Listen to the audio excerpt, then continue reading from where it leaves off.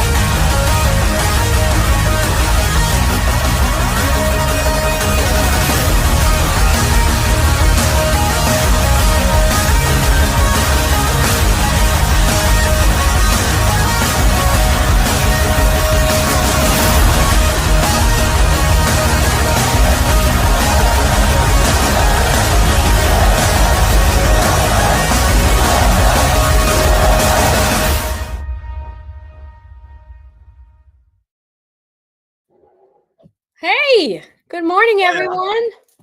Hey, Stu. Good afternoon. Yes. Yeah, I don't even need to do an intro for today's show, really, do we? Patriots across the pond, family chat. Let's see what happens. I've been sitting. I've got 2 pairs of leggings under my jeans. Oh my gosh. And about 4 tops on the scarf, and I've been quite cold today. But as soon as we were coming on, I started to warm up. I might take the jumper off in a minute. It's, what do you call it over there in foreign language? About 32 degrees Fahrenheit. So it's freezing, basically.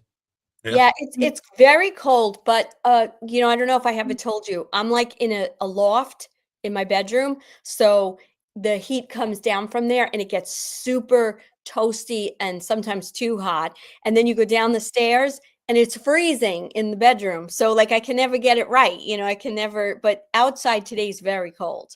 Oh, were you podcasting in the right place then? That's what you showed me before, when you're sitting up on that little landing with that little sofa behind you. When I moved into this house, it had 3 bedrooms and an attic. And I was like, what am I going to use the attic for?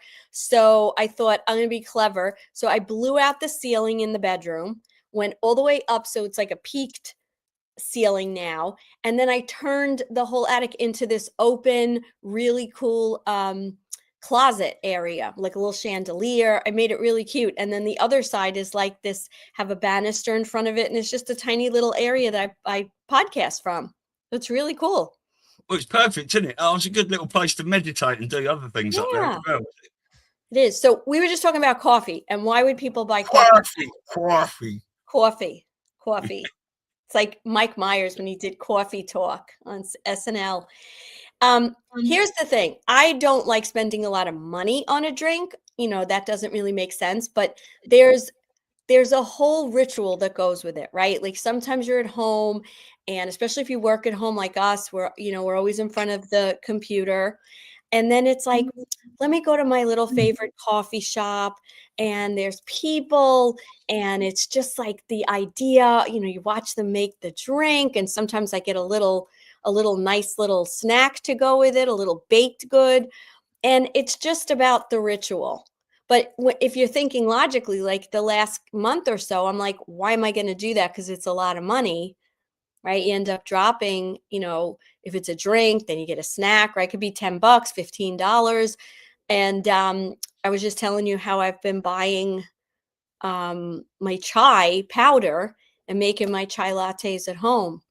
I'm trying to decide if they're as good. I think they are. I think they're as good. It's not as frothy because I don't have that frother thing, but it's pretty darn good considering I get like 12 servings for $5 versus a $5 to $6 drink. I personally have never understood the fascination with buying outside coffee. Yeah, it's different if you sit in a coffee shop and you want to sit down with a cup and saucer and something like that. Yeah. But going just to buy it, I agree. Or anywhere like that, or the petrol station to get a coffee in a paper to take it back to work and stuff like that. I just don't know why people just don't whack the kettle on and have some decent coffee. I and some agree. honey and some cream, or however you like it, some cinnamon to sprinkle on the top. It's like you're paying for, how much you say? $5-6 a coffee. Yeah. Probably cost you about 17p to make one at home. Yeah, exactly. So, Yeah. you know what I started doing with George, because he likes coffee through the day. He's at work, obviously. They don't have a coffee maker there, which I was thinking maybe he should get one. But I bought him a cup, you know, the hot cup, and I make him coffee in the morning. Now, if he chooses to get another coffee later in the day, he's still not buying as much, you know, and he's got a nice fresh cup from home. I mean, it's just all these little things. We're saving such a fortune. You know, we used to go out for breakfast every morning, right? That was another $20 if we both got a drink. And now I just, you know, I get bagels or, you know, nice bread, make some toast. You just can save so much money and you control better what you're eating, right?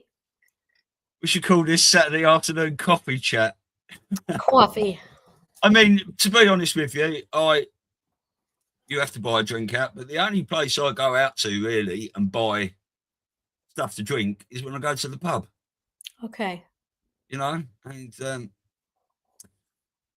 when I was working last year, when I was doing my building job, it fell through. I was having a couple of coffees in the morning, then making one in one of them nice metal containers that would last me till lunchtime. Okay. Out of it, yeah.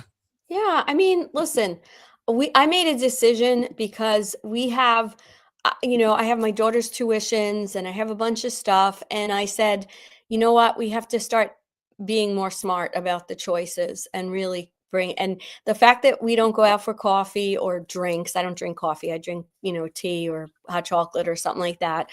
The fact that we're not buying breakfast out and we're eating at home.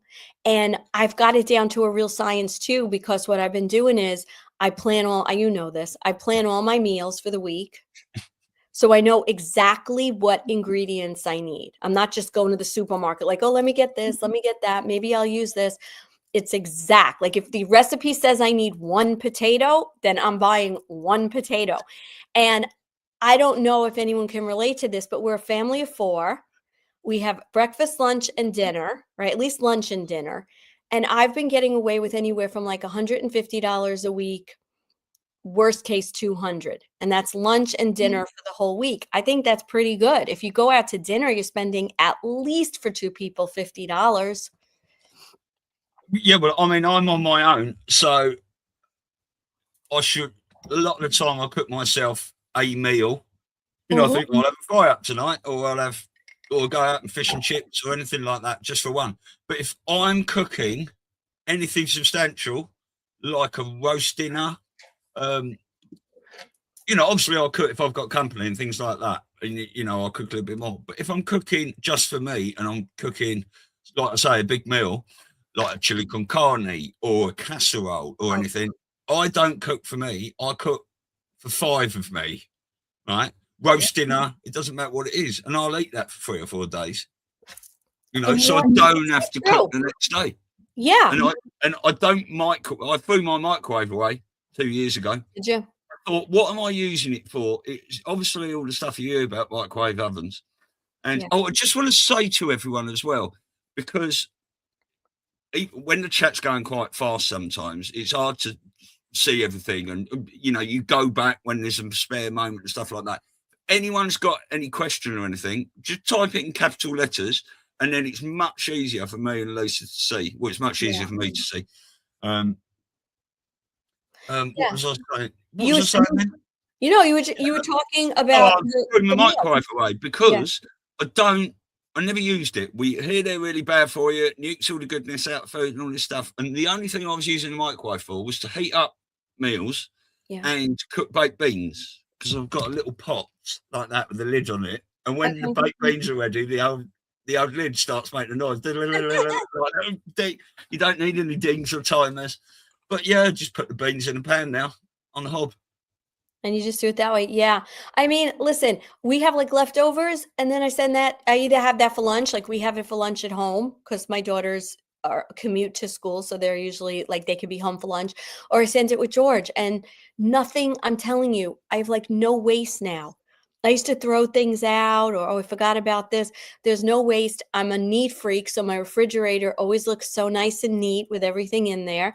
And at the end of the day, it's a nice way to save money and control eat. Now, I got a bread maker from my daughters on Mother's Day. Okay, so that was back in May, which I've yet to use. So I think it's time to bust that out, and that'll be one less thing to buy. And then I can control. I mean, obviously, hopefully, right? I don't know what's going on with the glyphosate these days, right? With the weed, Yeah.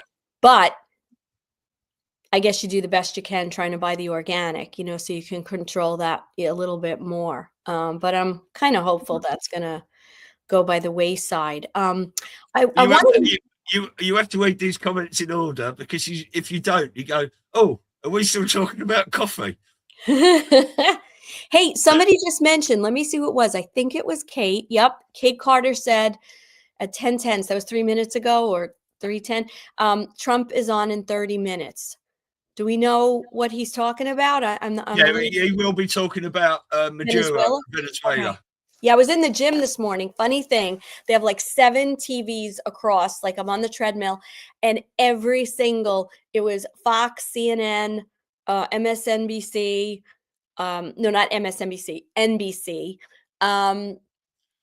And they had the same exact, across the bottom. Like, it's just so funny to watch it, and it's so funny to see like what the world who watches TV and the news is seeing that they think is happening in real time. You know what I mean? Like, it's just like, I don't know about you, but I remember like maybe 20 years ago, right around like not like 9/11, like when I was still sort of watching the news or thinking it was, there was some semblance of honesty of some kind on what was happening. And I remember getting that sense like that, oh, it makes you nervous, or you get worried, or you get concerned. And now I could see the most god awful thing on the news, and it doesn't even make me flinch, because the story itself might be hard to listen, but we kind of know it's taken care of. Do you know what I mean? And I just feel such peace if I have to stand there and there's these things flashing. Yeah, definitely. Now, just say, Brett, if you are watching, he has joined the back room 3 times now, but it says your devices are not connected. So I don't know if you're on your iPad or what, but he's in again. Devices not connected, it says.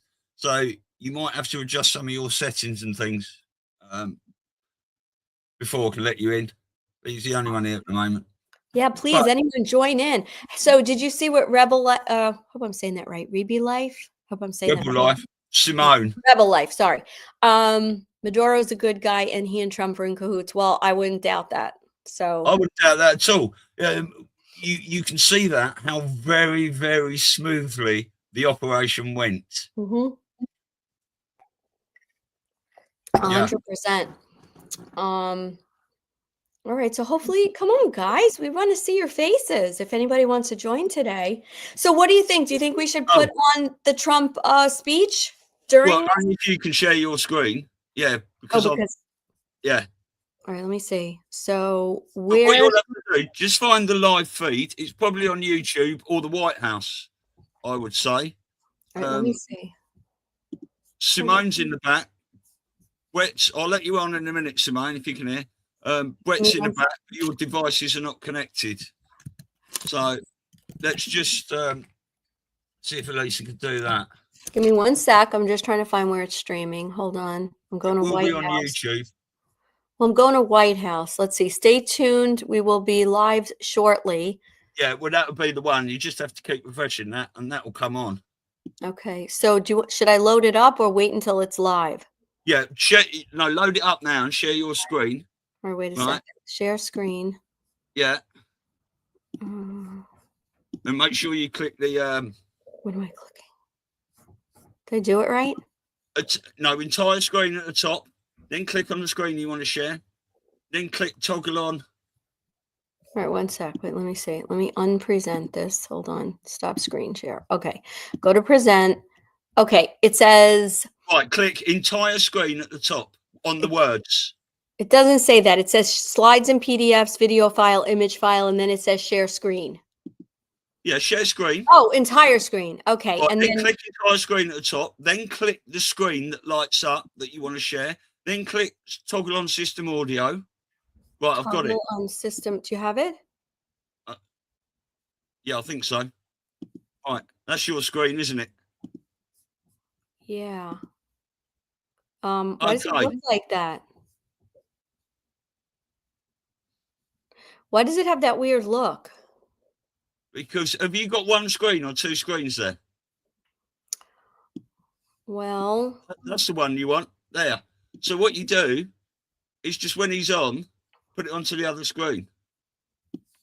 like, okay, wait a second. Let me make sure I do this correctly. So Yeah, when you he's on, go like this? No? Yeah. You want to put them both at the top. Well, you see where you've got that. Just take that away a minute. Yeah, move it to the side. Okay. I'll let you on in a minute, Simone. Hold Move on. it to the side, out of the way, like Yeah, you're doing I'm trying. there. Wait a second. And then that one put to the top. Yeah, and then you see that in the space bar where it's got a plus. Yes. Right, you want to click on that and add another browser there. Then you can just flick between the two then. Oh, wait, I could just put this back. Wait a minute. Usually can go back in. Yeah, here. but it's got to be at the top of the screen. There. Okay, so just flip back and forth. Yeah. All right, I'll Yeah. refresh this just to see. Okay, right, we don't need to share that at the moment. Okay. Remove. Right. Rebel Life. G'day. Hi. You're muted, Simone. Sorry, I'm quite new to this malarkey. How you That's doing? all right. Hello. Nice to meet you. all. How are you? Hi, Simone. Good, Nice to meet thank you. Hi, Lisa. How you doing? Good. Good. Now, you're from... Brett keeps trying to come in and out, but his device is not connected. Now, you're London, aren't you? Yes, I'm in the belly of the beast, unfortunately. Yeah. Is my microphone really noisy? Because I keep knocking it. Just tell me if it is, because this is all new to me. So, okay. No, that's fine. Okay, so we're both in the belly of the beast because I'm here in New York. So okay. Same difference, different accent. Yeah. So I'm nicely out the way. I'm down in Kent, right on the coast in Folkestone, and how are you? 65 miles from London. Phew. So, I mean, go on. How's London life at the moment then? Well, when I say I'm in the belly of the beast, I'm kind of on the Surrey borders. Yeah. I am London. Yeah. It's 25 minutes on the train into central London, which I never do. Why would you want to do that? Yeah. But it's still, you can see what's happening in London is slowly filtering, drip, drip, drip. Yeah. You know, it really is. And it's especially when you have to just go about your daily business going, like I went to the supermarket this morning and it's just, oh God, it's just everyone is so fucking rude. And honestly, it's just get me out of here, get my shopping, get home. Yeah. You know? I mean, I rarely go to London now. I used to go quite a bit when I was London and stuff, but I just don't really want to go anywhere near the place. Well, the more unsocial we're becoming, I suppose you could call it, the more, we like being on our own and just, talking to the people that are on our same wavelength and sort of stuff. The less you want to go and engage in all that anyway. But it is, when you've been into London, obviously with this Sadiq Khan being in charge, is he or isn't he? Have you seen, more criminality or more aggression? I know people are rude, but well, like I say, I'm a little bit shielded from it from where I live at the minute. I'm literally at the end, right at the end of the tube lines, and I'm right down near Hampton Court Palace. Yeah. By the River Thames. But I do go in occasionally to, my son works in central. My son, well, I probably shouldn't say where he works actually. Right. Central London's good enough. But he works literally round the corner from Westminster.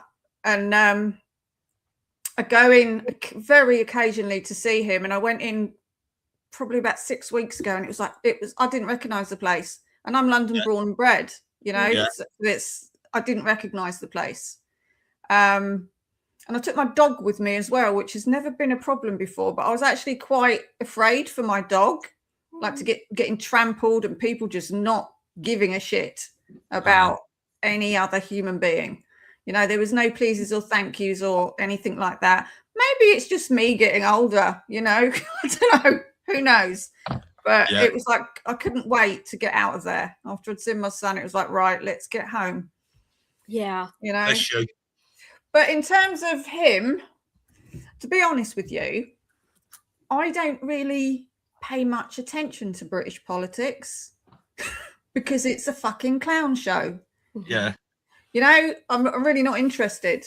And it's all very convoluted as well, what's going on in this country. It's like, hang on, what's going on now? I know it's a bit like that everywhere, but here it's like, I don't know. There's certain things it's like, right, okay, that they're trying to distract me from something, you know, with the whole Tommy Robinson rally thing that happened.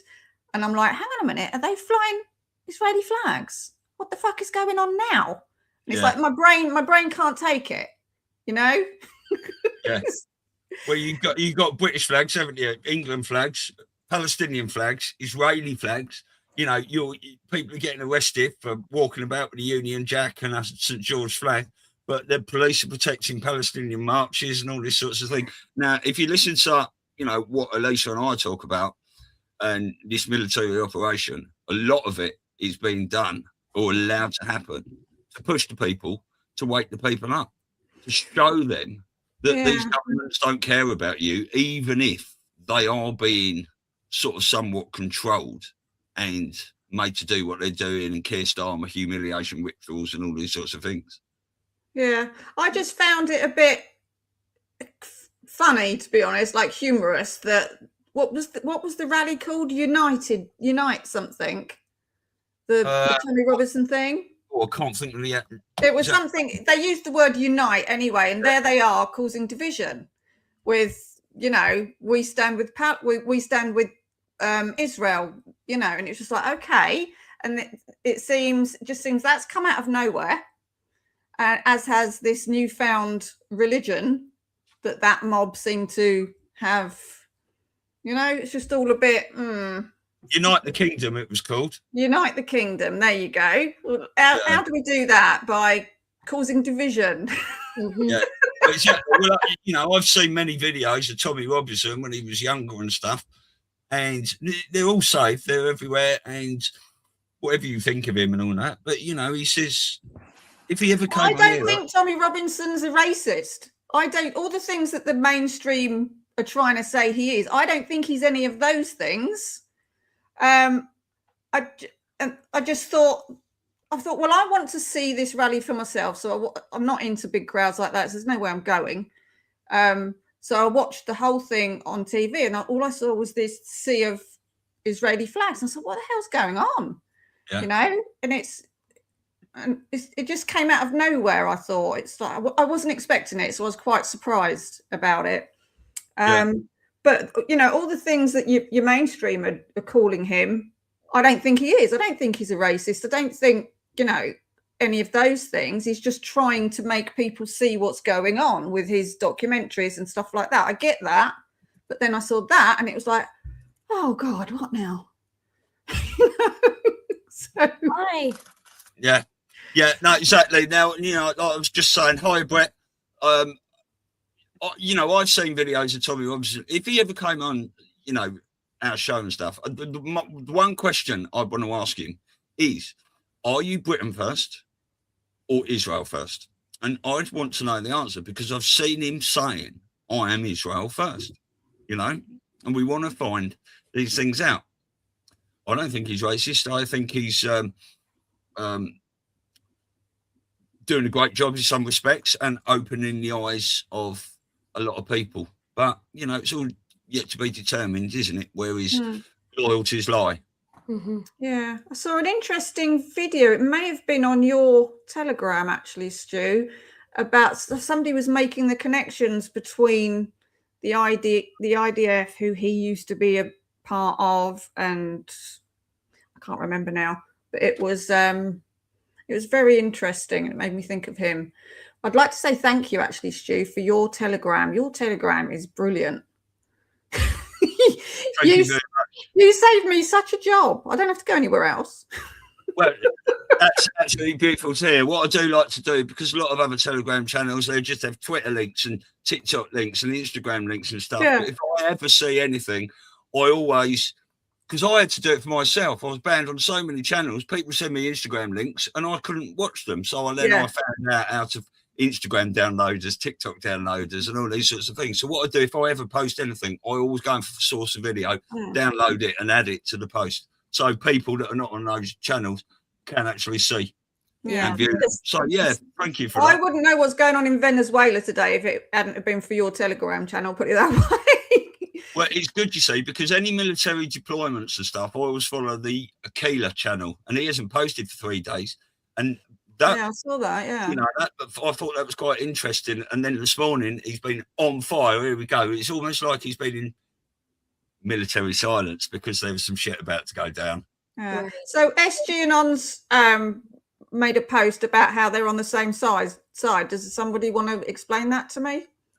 Who's? Yeah. Well, Elisa and I were just saying that what we're seeing with this military operation and the Q drops and how much of it was already done, we are seeing a scripted movie rollout of things and deals that have already been made behind the scenes. This movie is not so much for people that are awake like that. It's to wake up the normies to thousands, hundreds, if not thousands of years of brainwashing and how we've got to this position. So the White Hats have created this movie. They're taking people out, putting actors in and all these sorts of things. It's so in depth it's the boiling frog in the pot in reverse. They're reacclimating the people slowly. So we don't go into civil war and all these breakdowns of madness and all these sorts of things. So potentially they took Maduro out 2 years ago. You know, he's been working with them, he's capitulated, or, you know, he's been in Gitmo and stuff like that. But what they're saying is they're revealing these things to the public now.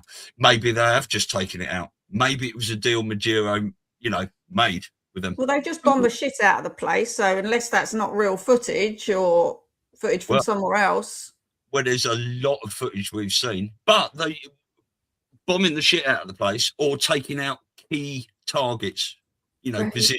And we've seen, you know, we've seen a few videos of helicopters flying about. We've seen so much stuff over the last 5 years of it. Ukraine, fake footage, all sorts of different things. You know, it's a lot more than the drugs, isn't it, going on there? Oh, child trafficking, all sorts of things. Yeah, and you know, you have to remember, Simone, that, you know, if you go back, Trump made it really clear. He made it really clear that any kind of military operation, he was not going to give a heads up on what they're doing because it's too risky, right? And a whole plethora of other things. So you have to imagine that once it gets to the news, which I think Stu agrees with me, we think at this point the White Hats are in control of the narrative that's coming out on the news, right? I mean, I was in the gym this morning, I don't know if you heard, and there's like 5 or 6 TVs up, and they verbatim, you know, everybody had the exact same talking heads, right? So you have to figure that if we're seeing it, if they're doing this, that it's already done. And it's also a distraction. All the things that we see are also distractions. So we don't know if they're having all eyes on Venezuela. Well, where are they really? Or what are they really doing? Or maybe it's just part of the script. Like it's time to reveal what's going on in Venezuela, and then we'll be moving on to the next thing. But I think what Stu just said, you know, it's clearly more than what they're saying, because we know that Venezuela, there's tons of islands around there. There was a lot more going on, you know, in terms of the children and, you know, the trafficking and God knows what else, you know. I mean, Epstein Island is kind of the, let's call it the character in the movie that's getting all the attention. That's sort of the way that they're exposing what these elites have done and how it works and how the banks are involved and how the laundering took place, et cetera, et cetera, et cetera. But there are so many islands and so many places that are Epstein Island-like. And I just question when you see footage of bombings and, what is that really? Is it some footage from God knows when? Is it footage that they created? I mean, we know what AI can do, right? So is it just, so I always say, like, especially during the time when a lot of people around this area were like, oh my God, maybe like 2 years ago, 3 years ago, look what's going on at the border. And I used to say, well, were you there? Well, no, but I saw it on TV. Yeah. So how do we really know what's going on there? Like, I saw a post about, you might have posted it, Stu, about, is it St. Bart's, an island where all the elites may have been? Yeah, we were talking to Jason Q about that on last night's show. That's right, yeah. Yeah, it must have been that. Yeah. There is, what Elisa was saying about Trump, said we will never telegraph our moves to the enemies. So if the mainstream media, or they're telling you all the troops we're going into Venezuela, well, they were saying that, weren't they? They were saying that about 4 or 5 weeks ago, right? All the mainstream media, the military is going into Venezuela. Well, I don't think they've given Maduro 4 to 5 weeks notice that would happen. So I would suggest to you, just to let you know. I'd suggest to you, they were always doing other things. They potentially took Maduro out 6 weeks ago, right? And had some footage and things like that. And they're now releasing it, because it's like when all that stuff was going on in Kiev, Ukraine, we had journalists walking about going, there's nothing going on here. When all that shit was going down in Wuhan, people are falling down like that. With videos coming out of there that people were out in nightclubs, clubbing and all having a good laugh. So you just have to. I think it might also have something to do with the RV. Exactly. Very good point. And, like you just said, maybe it was 6 weeks ago. Maybe it was 6 years ago. Like, we don't really know what was going on. But absolutely, because Venezuela and the Bolivar play a pretty big part in all that, right? As we know. Well, they've got, like, amazing resources, haven't they, Venezuela? Yeah. Yeah. But, it is a massive, all this stuff coming out and what Pam Bondi's saying and all these things is that, Maduro he hasn't been a president. He's been a kingpin of, these drug trafficking cartels and stuff like for a long, long time. And you don't even know if that's true either. He might have been playing a part in that. Yeah. We just don't know the whole thing, right? It's the only head fuck, isn't it? Yeah. It is, but I think the only thing we could probably depend on that we could probably bet on is that a lot of it's done. You know what I mean? Like, I think we could pretty much bet on that. And if you take like the 40,000 foot view, sorry about the dog barking.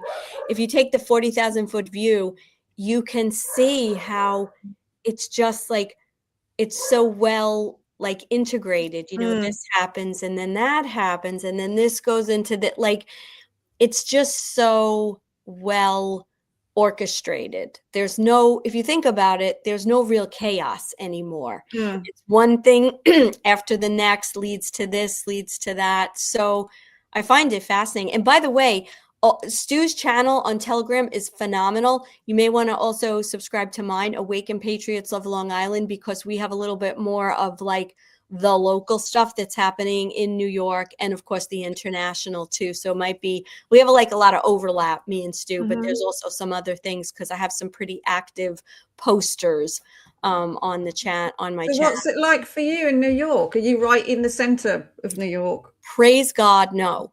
I never lived in Manhattan. I don't know how much you know about New York, or everybody knows about New York. Never been. So New York has New York City, which is made up of 5 boroughs. Yeah. I don't know if you've ever hit Queens, Manhattan, Staten Island, Bronx, Brooklyn. And that's the city. But what everyone like looks at as the city or New York City is Manhattan. Okay, that's where, the financial district is. That's where a lot of the businesses are, et cetera. I grew up in Queens, one of the outer boroughs of Manhattan, but since the last 25 years or so, I've lived on Long Island. So outside the city limits, you have two more boroughs, in this proper area. And if you look on the map, Long Island is like an island. And so there are two boroughs here. I live in the one closer to New York City. Now, what I can tell you is that I used to go to Manhattan a lot. There's Broadway, there's theater. It was like wonderful, to take my kids there. We would walk around, we would do all kinds of things. I literally dread going there. I mean, it's gotten so dirty. It's just not a place I enjoy going anymore, especially at post-COVID. But that's where the focus, I believe, right? And I think Stu would agree, that's where a lot of the focus is in terms of like Mamdani and the mayor and the communist mayor and all that kind of stuff. Because I think a lot of the kind of cabal hold kind of stems from Manhattan. It stems from all those kind of the financial area and all of that. But on Long Island, we have a mix. Manhattan has always traditionally been more blue, because I believe personally, you have a mix in Manhattan, not only of native New Yorkers, but you have so many transplants. So if you come from another part of the country and you want to go to a place that's kind of liberal and open and free, you're going to come to New York. So now those people aren't really native New Yorkers, right, who are rooted here. They come with their own set of liberal agenda, I guess you'd say. And when you look at New York State as a whole, you've got a lot of different areas. There's a lot of red areas in New York, but of course, we get labeled blue because the corruption, I'm sure, always enables the Democrats to be in power. And like in New York City, a very red part of New York City is Staten Island. Like I remember during the 2020 election and going through there, like you couldn't go a block without Trump signs and flags and everything like that. So I think that we're still very much under a spell here in New York. I think people are still very sleepy. They still run commercials on, like I don't have regular TV. I have, like YouTube and that kind of thing, but they're still running. I would say I don't see any other commercial except for pharmaceuticals. I mean, pharmaceuticals, there's less now, but like a month ago, there was tons for go get your annual flu shot, go get your COVID shot, so I think they're still trying to see who's responding to this. How do we gauge where people in New York are, right? But I have family, like extended family, and I complain to Stu all the time. They are so asleep. They're taking, like, one member of the family who's been sick has had like 3 jabs in the last, I guess, month. All of them. COVID, RSV, flu, and they're proud. Like they're super proud. Like, yeah, I got my shot. And I'm just, I'm thinking my belief system says that there's all saline now, so they're being protected from themselves. But I'm thinking, how could you believe that these vaccines work if you're taking them every 6 months? Like, doesn't that make you question something? So it's kind of frustrating. There's still a lot of these. I think there's a disconnect with a lot of people. I made my mother a few years back sit down and watch the sequel to The Fall of the Cabal, and she did it, and then went and got jabbed. You just can't. Yeah, did you watch it, Mum? She said, oh yeah, I didn't like the bit about the dead babies, but it's like she thinks it's fiction. Yeah, it's not real, and then she went and got herself jabbed. It's like, again, crazy. Elisa, I just wanted to tell you something quickly about New York. Hold up, press the wrong button. I didn't share my screen beforehand. Share screen, because this is quite interesting. I want to know what you make of this. Right, obviously we're talking about Mamdani being Trump's boy. Hatred on day one. Israel blasts Mamdani's anti-Semitic first move. New Mayor Zohar Mamdani reversed Eric Adams' executive orders fighting anti-Semitism and supporting Israel, pouring anti-Semitic gasoline on an open fire. What did that say to you? I mean, you can't get more obvious that they're trying to they want to make this guy look like he's literally trying to stir everything up and make people nuts. Now, that could be a very, very good tactic to then say, oh my God, we have to go in and protect, right? And then bring in the military. Yeah. Right. And Trump did say a while ago that just explain to me, is he going against Israel there? Is he going against Israel though? Because when they had that meeting, what's it called, where they were all running for governor and all that, he was the only person that said, all the others said, the first thing I would do is go to Israel, go to Israel, go to Israel, go to. He said, I'm not. I'll be staying here in New York. It was like he was going against Israel. So is he going against Israel? Was Eric Adams' mayoral orders protecting Israel? And he's sort of gone against that, Mandani. Yeah, but I don't think it's going to be perceived like we see it that way, and we see the bigger picture and the bigger narrative. You have to remember, New York has a huge population of Jewish people, and I have, friends of the family that are Jewish. Now, I think some of the younger people have a much more clear view of what's really going on, and they don't have the emotion. But if you talk to people in their like 60s, 70s, 80s, okay, which, a lot of those people are even Trump supporters, no question about it. They still associate Israel as a protection for them because they carry that belief that the whole world is anti-Semitic and that they may have had relatives or they fled from different parts of Europe during World War II or even before because they were Jewish. So they associate safety. Like if everything else goes wrong, we have Israel and that's our homeland, blah, blah, blah. And these people are so defensive. Like whenever it was, like when the October 7th situation a couple of years ago, oh my God, like with the Israeli flag pins and, I support Israel and all this kind of stuff. And I had friends whose granddaughter was going to college and her potential roommate was pro-Palestinian, and they were like berserk about the danger that their granddaughter was going to be in. So I personally think they're doing litmus tests with this kind of stuff. And it's really got to be unraveled slowly, this, hasn't it? Which is why Trump still stands with Israel, because he's dismantling Israel piece by piece every day, but they can't call him anti-Semitic. That's right.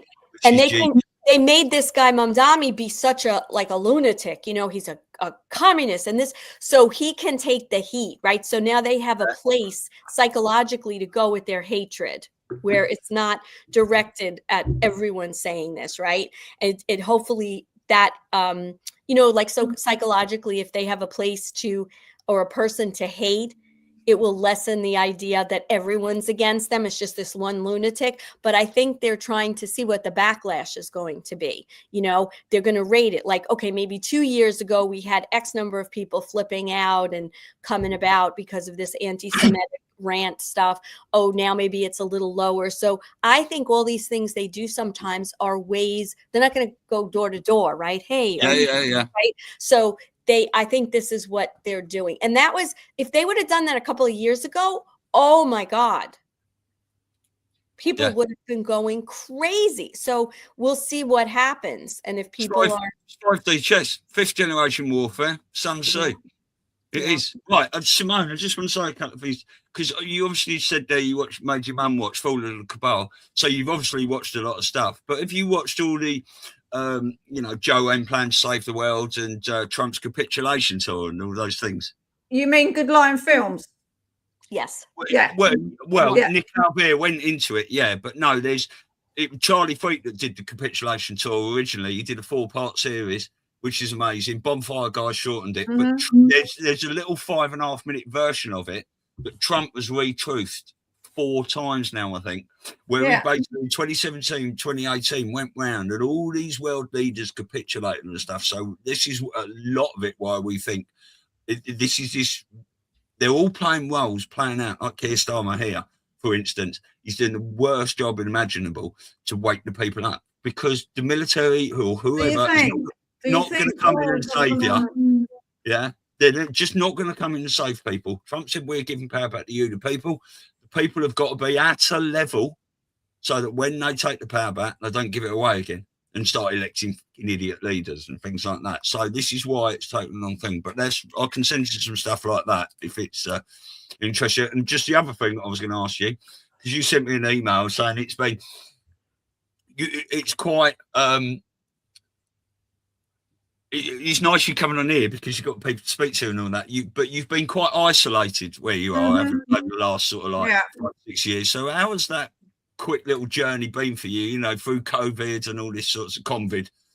Well, I'll cut a very long story short. I kind of moved town. I moved out of London down to, I won't name the town in case I offend people, but about 3 months before COVID hit. So it was about December. Yeah. I thought, I'll move somewhere else and I'll get a job where I'm serving others and I'm doing something worthwhile with my life, blah, blah, blah. Because I've always worked with animals. I'm an animal person. And I thought, now I'll go and try and help some humans. Big mistake. Big mistake. So I'd literally been in this job a month, maybe 6 weeks, and COVID hit.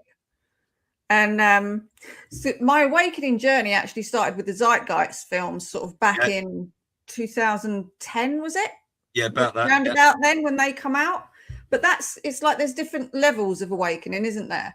So that was like, okay, now I know what's going on this plane. I know what's going on in this 3D realm. And, you know, there's a shadow government and debt and what the whole money thing and, you know, religion, all of that. Right. So I understood that element of it. But then it just, long story short, I told my job to fuck off because they were taking the piss because they wanted me to just do 5 people's jobs while all the management sat at home. Yeah. Because they, you know, COVID, isolating, fuck off. So so I left the job and I just immediately started going down these rabbit holes. And I'd like to say this, I've said this before to people and they're like,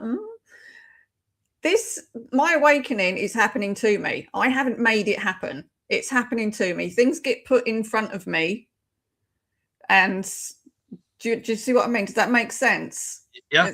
Obviously, I go and find information, but it's been very, very, the synchronicities and everything, the things that have been put in front of me. And the thing that sent me down my first rabbit hole was the film Phenomenon by the one, not the John Travolta one, the alien one by, what's his bloody name? Can't remember the guy that's made the film, but he's made a few films about aliens. And I went down that rabbit hole, but then that led to something else and something else and something else. You know how it does. And before you know it, so I said I was going to make a long story short, didn't I? Not doing. No, you're all right. You got time. But then I thought, right, there's got to be other people like me that, you know. So I started going to the. Do you remember the stand in the parks? Yeah. Yeah. We've got a local one here, and a lot of my mates still do the yellow boarding on a Saturday lunchtime. Standing in traffic lights, big so sign. They're still going, are they? The stand in the parks. Wow. Yeah. In certain places, and there's a festival that a lot of my friends go to up north. That's Stand in the Light. That's called, and that's all run by those people. You know, the people that make the light paper and stuff. Yeah. Okay. Yeah. So I was sort of handing those out and delivering those for a while when I was down there. So I started going to them, but this was early days, you know. There was so much in-house bickering about who was in charge and who was compromised, and it was just ridiculous. It was really childish behavior. Yeah. You know, you're a tiny little group of people and you're accusing that person of being controlled opposition or, you know, CIA. Grow the fuck up. Yeah. You know, get over yourself. Anyway, there was a lot of that going on. But there was also a lot of fear, like, you know, and also a lot of like if you even broached any of the spiritual stuff, like if I even mentioned like interdimensional beings or you know, your soul's purpose or you know, stuff like that, it'd be like glaze over and go and talk to someone else kind of thing. So I just couldn't really find my tribe. I couldn't find my tribe, so I moved back to where I am now. And it's I don't know whether it's better or worse, because everybody here is like, it's almost like they know COVID was a con, but they don't care because they've got to go to work and they've got to pick Tabitha up from a ballet class, and you know, it's like it's the Same apathy. here. Same here. I think it's the apathy that drives me insane. I remember walking the dog a few months ago and the sky was like, you know, noughts and crosses, or tic-tac-toe, I think you call it over there, you know. And I said to this other guy that was walking, I said, look at that. And he went, what? I said, look at that. That's not normal. And he was a similar age to me, so he would have remembered when skies were nice, fluffy white clouds, you know. And he went, oh, that's just planes, isn't it? I went, no, it's not. See, I really would have thought that what would have woken people up in lockdown. The fact that it was like being a child again with this beautiful blue skies of summer and things like that. They weren't chucking all this shit out the back. I really enjoyed lockdown. Even the animals came to life, didn't they? The animals sort of came out. It's like, oh God, it's safe. There's no fucking humans. Yeah.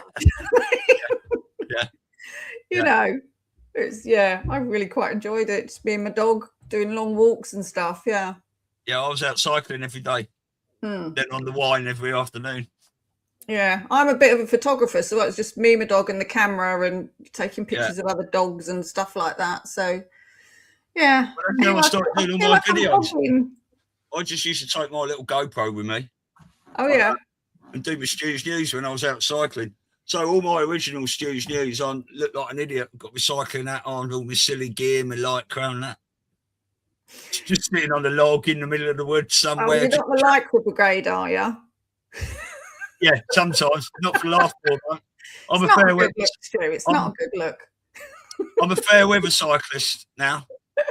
When I used to take my videos, you can only see this, not all the bottom halves. I'm glad to hear it. Yeah, good.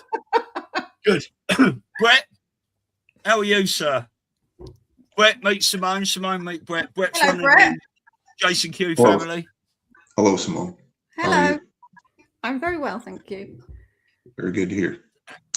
Good. Stu, how you been? and all the people in the chat, was trying to communicate, but I've got another device, but I can't seem to access the chat. So hi to everyone. Elise, Hi. Stu. How you doing? All right. How you doing? Yeah, like I say, not bad. Just enduring winter. It was windier than all get out here, and snow, and so it's calmed down now. And here we go, 2026. Let's get this party started. Well, it has started off quite. Here we go, hasn't it? You know, let's just talk Venezuela. I've taken Maduro out. Whether they did it just now or it's already been done. Everything that's going on in Minnesota with his Tim Waltz and stuff, and all the Somalian fraud. I think they're going to bring Maduro out. He's going to start, whether they've got the servers and stuff. Trump said, about 3 weeks ago now, we've got all the information on the 2020 election. You're going to be hearing about that in the next couple of months. So I think Maduro may even be a part of that, because apparently they've, whether it's Dominion or whoever else, allegedly, have cheated elections in 71 different countries. All right. And once all this fucking stuff starts filtering out, I think that it's going to be the catalyst, the election fraud. Because then when people start questioning election fraud, and I've planted many seeds on that, I can tell you, they're going to start going, well, how did they cheat the election? And then COVID's going to come in, and the mail-in ballots and all these other things, and what they did to lock people down. Well, that's right, Stu. If we look back and when we begun all this, we found out that the Smartmatics were created in Venezuela. And if we know that these machines are in, like you say, 71 different countries, well, guess what? That means everybody that has these machines has potentially been frauded out of their vote. Mm-hmm.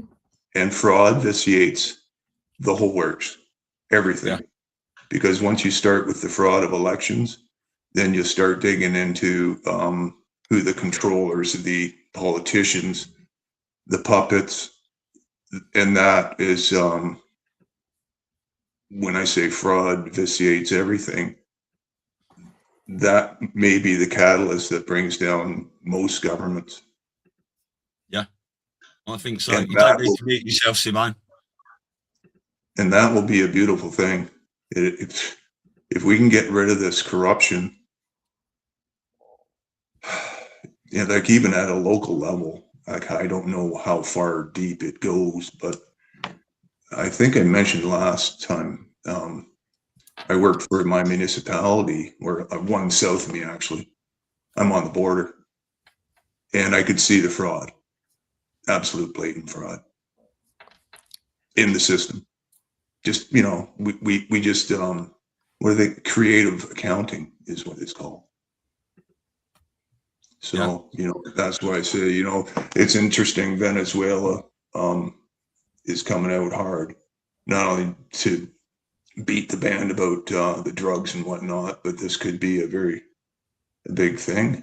Like, let her go. Let it all go. Turn on the hose. Open it up. Get on with it. That's right. One way or another. Get on with it. Yeah. I just wanted to tell you that they changed the screen. So I think. I can see your screen. You can see. Okay, as long as you can refreshing it. Obviously, because we're having a chat, I don't want to sit here and listen to all the Trump's, thing if he's banging on for an hour, because that'll take an hour away us discussing things. But if he does come on, we can just watch it for a couple of minutes, get the gist of what he's saying and stuff. I think this will be quite short and sweet anyway, if he is making an announcement. It'll be, yes, I've bombed Venezuela and I don't give a fuck what you think. There you go. I'm Big Daddy. See you in a bit. Winning. I'm still sick of winning. What we've been talking about, like about the apathy, and it's kind of like an interesting fine line, because people can't 100% focus the way whatever the gift or the job we have to be able to see this, regardless of anything that's going on in our lives, right? Whether we have bills, whether we have to get, Tabitha to the ballet class, whatever. However, in order for people to pull out of, it's not just about being asleep per se, it's also about having so much stress on them that they don't have the wherewithal, right? I got to pay my bill. I got to go to work. I can't, there's that fine line between what's going to be happening with the economy. Because if people have a little more cushion, right, whether it be they end income tax, they get rid of property tax,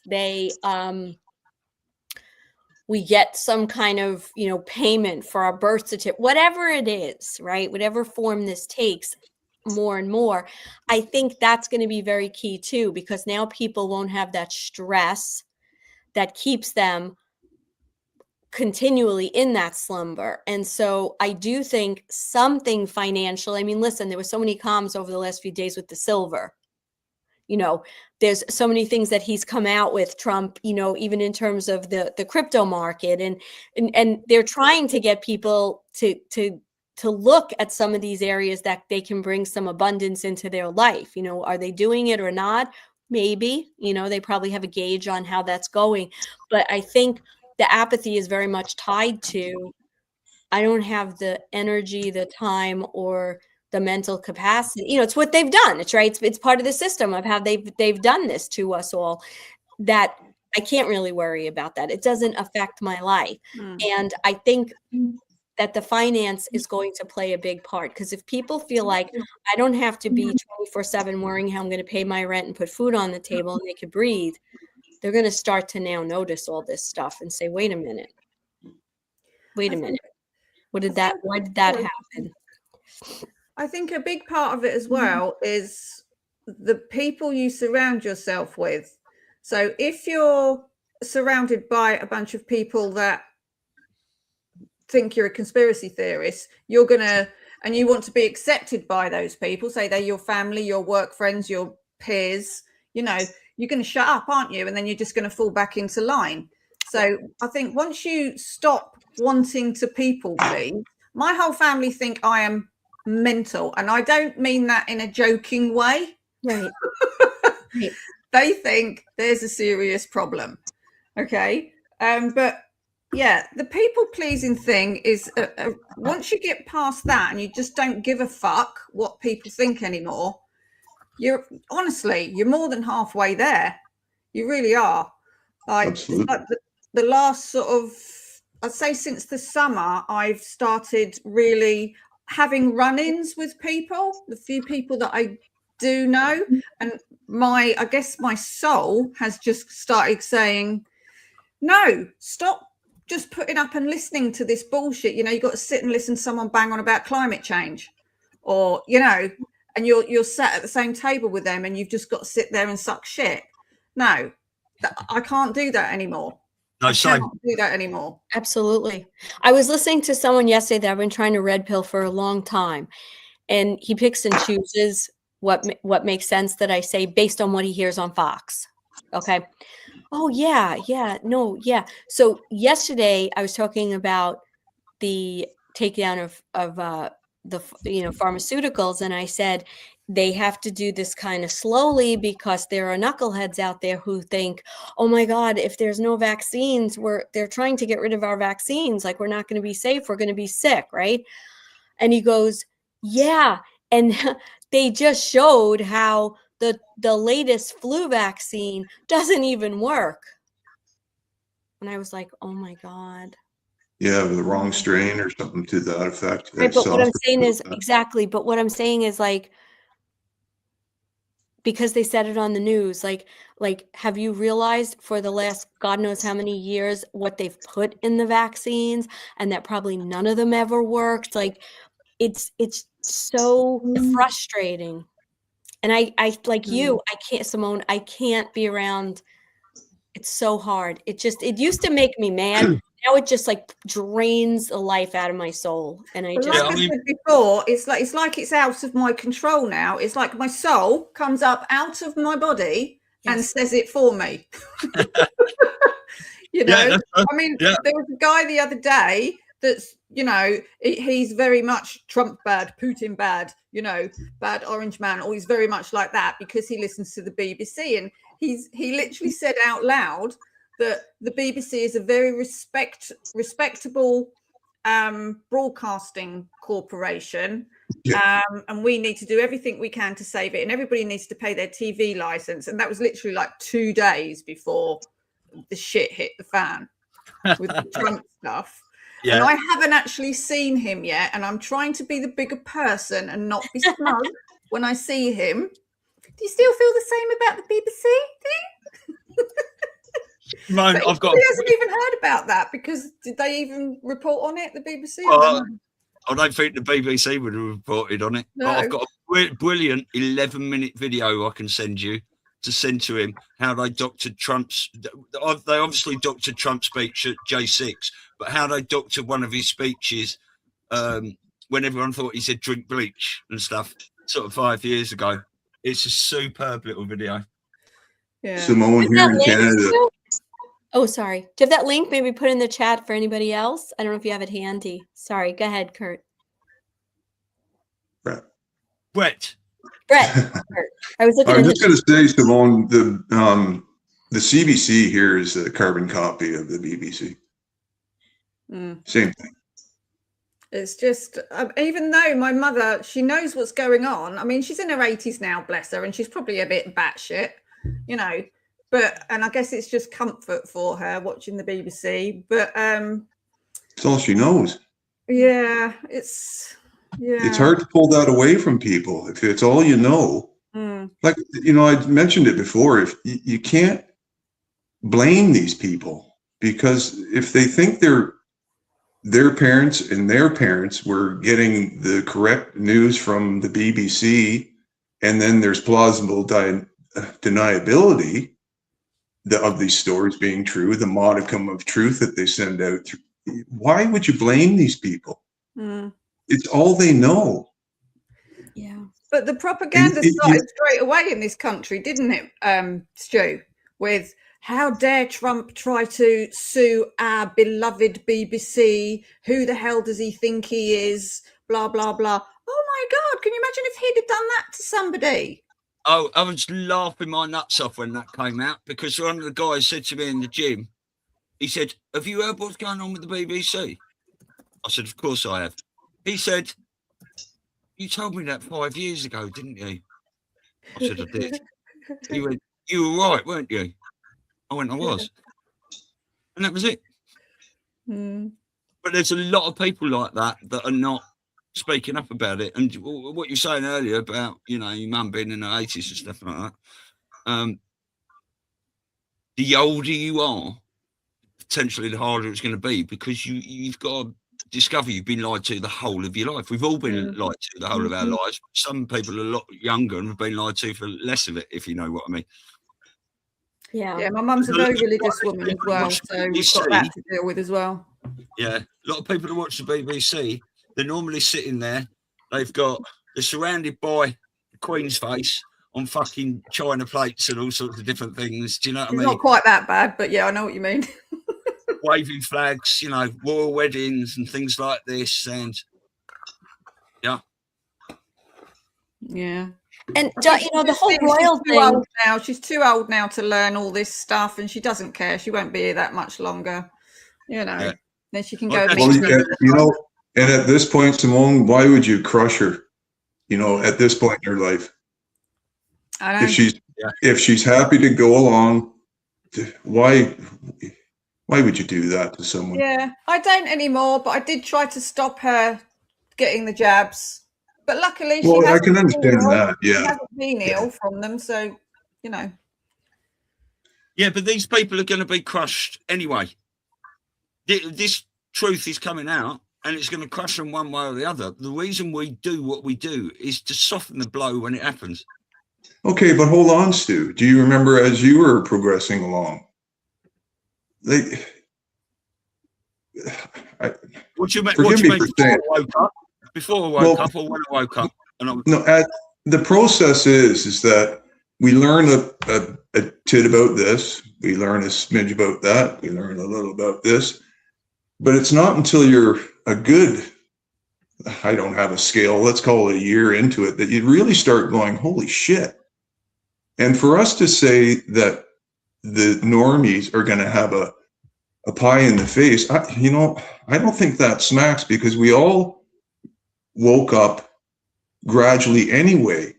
Yes, we came to the ultimate conclusion that everything's a lie, but did it ruin our whole no, it didn't ruin it for me. No. It absolutely Right. opened my life up. This is where I'm going with this. If we think that the fire hose is going to come on, and, geez, that would be great. I don't think that's going to happen, because everyone has to wake up in their own timeline. But I don't think it's going to be the shock and awe that put people in the hospital, because you can't do that to society. If there's a faction that's trying to help humanity, do you really think that they're going to just throw something in at the people to put them into absolute chaos, shock? No, it's not going to happen. These people are trying to help. Yeah, but the thing is, right, it will be drip, drip, drip, flood. The thing is, this stuff has been put into people's faces for 8 years. And if they're still walking about like it doesn't affect me, Fuck you, Jack. Right, but you got to back up a bit, Stu. If these people aren't on the same information streams that we're on, that comment becomes null and void. Well, this is they don't know. Yeah, but they do know. They've been told. I don't think there's any person, unless you're really isolated or anything. I had 1,400 people on my first Facebook. Right now, 100 of those, I'm on my 8th now. 100 of those people maybe engage with me in certain, different aspects of that. But there's not one of those people that doesn't know, or I haven't planted a seed in their mind of what I've been talking about. So when they start to see these things, they will have people to come to and stuff.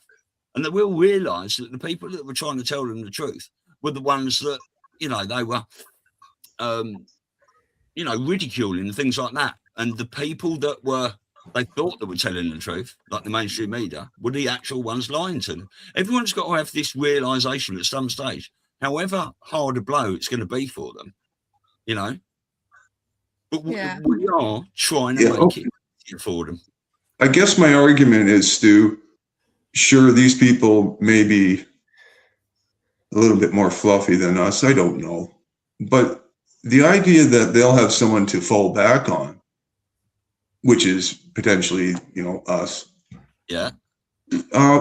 Where was our people to fall back on? Well, I don't know how spiritual you guys are, but you believe in soul mission, soul purpose. Yeah. We chose to come here. Yeah. We can all resonate with that. Volunteers. So we're bridges. We're bridges for these people. We're here to facilitate the fallout. Potentially. Yeah. Exactly that. Brett, you don't look very convinced by that. No, Simone, I want to listen, because what I'm comprehending is just to get back into further in the conversation. If Stu says we are the buffer for the people that are waking up, how come we didn't have a buffer? Now, what you're saying, Simone, is that maybe perhaps we weren't the ones to have the buffer. We are the bridges, and I'm really just listening to comprehend where perhaps we stand in this picture. We are the buffer. Right. Or the bridge. The bridge. Well, okay, or both, but we will never have the opportunity to have something to back up on, because we are it. We found out. Well, Brett, have you heard of Dolores Cannon talking about the 3 waves of volunteers and things like that? I've heard a little bit about her.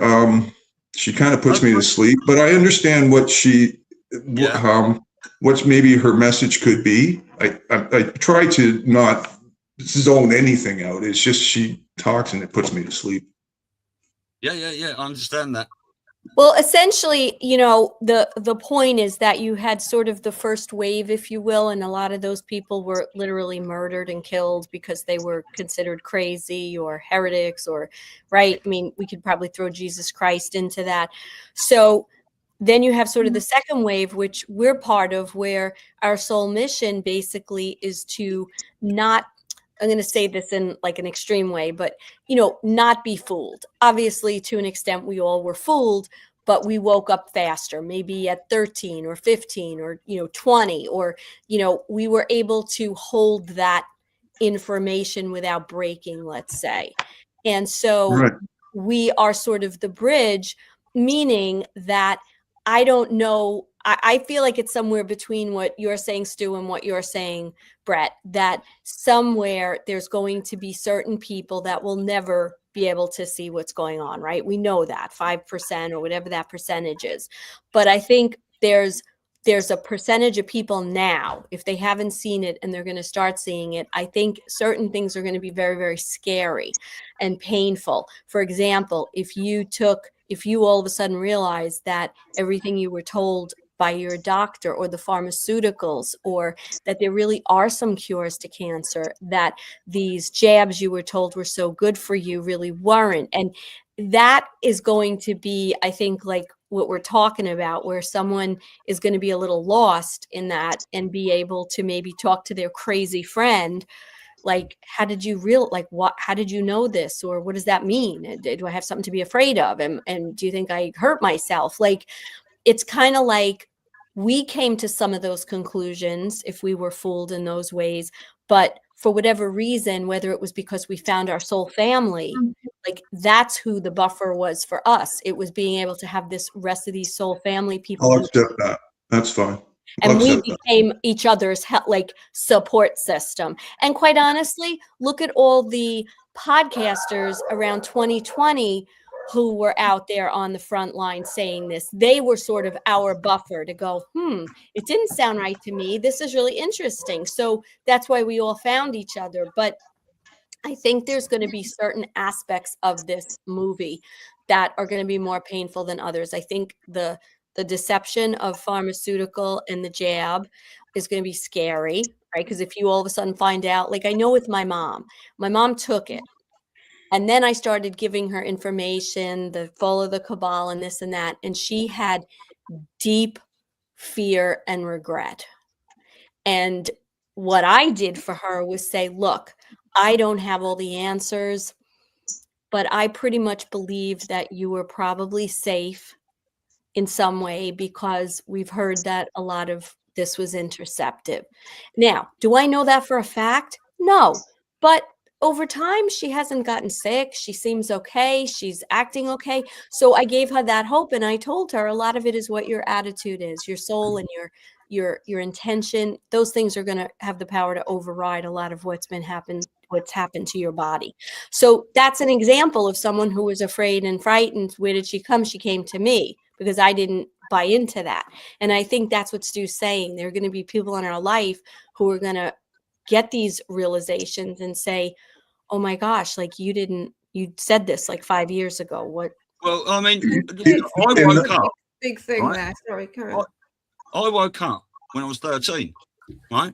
But for another 20, I felt different and I knew something when I was else, but I didn't know any better for another 20 years. I just always had this knowing. And then it was in the 90s, I started hearing about David Icke, reptilians and these sorts of things and hidden hands and this sorts of stuff. But it was only after 9/11 for me. And even right after 9/11, I said this before, I was gonna join the military and go and fight for this country and stuff until I started hearing about things and then hearing about a bit more and looking at 9/11, all these sorts of things. But I knew, but I couldn't get my head round why. And I reckon it took me 3, 4, 5 years after 9/11 of me waking up again to actually understand. And I haven't read the whole Bible, but I've read bits of it. I've watched videos about it and other things, the Quran and the Illuminati. And, the main question I had was, if this plan is so old, why would they be doing it if they were not there to see the end of it? If we were only living to 80, 90 years old and things like that. But it took me a long, long time to really properly get a grasp about it. For sure. You know what I figure here, kind of the core of this little short topic is that the majority of us that are awake are probably empathetic rather than apathetic. Yeah, 100%. And the people who remain unaware, again, I'm just generalizing public and it's dangerous, I know, but those would be maybe the apathetic people. Yeah. So the idea being is that we really don't have the ability to be apathetic. We are empaths. So to join this, what Elisa was saying, I believe that these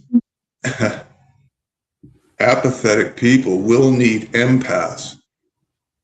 Yeah. And, and to bring it right back to Simone, I think that's maybe what the crux of our job is to be empathetic rather than apathetic, because it's apathy that doesn't have soul. Well, that's why it's so hard for us. Well. Yeah. That's why it's so hard for us, because we're empaths. We look around at what's going on around us, and it physically hurts our soul. Right. I can watch social media.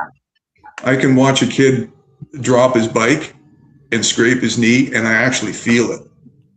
I get a twinge. Yeah. That's to me the epitome of helping the empathy. kid up, but not everybody is. Not everybody. I'm No, straight and over that's helping great. the kid up. Some would laugh and say, "Oh, he'll learn." Yeah, Well, that's a great lesson. It is, but they also need a little bit of reassurance as they get up to get back on the horse, the bike. Yeah, a lot of people now would just get their phone out and film it.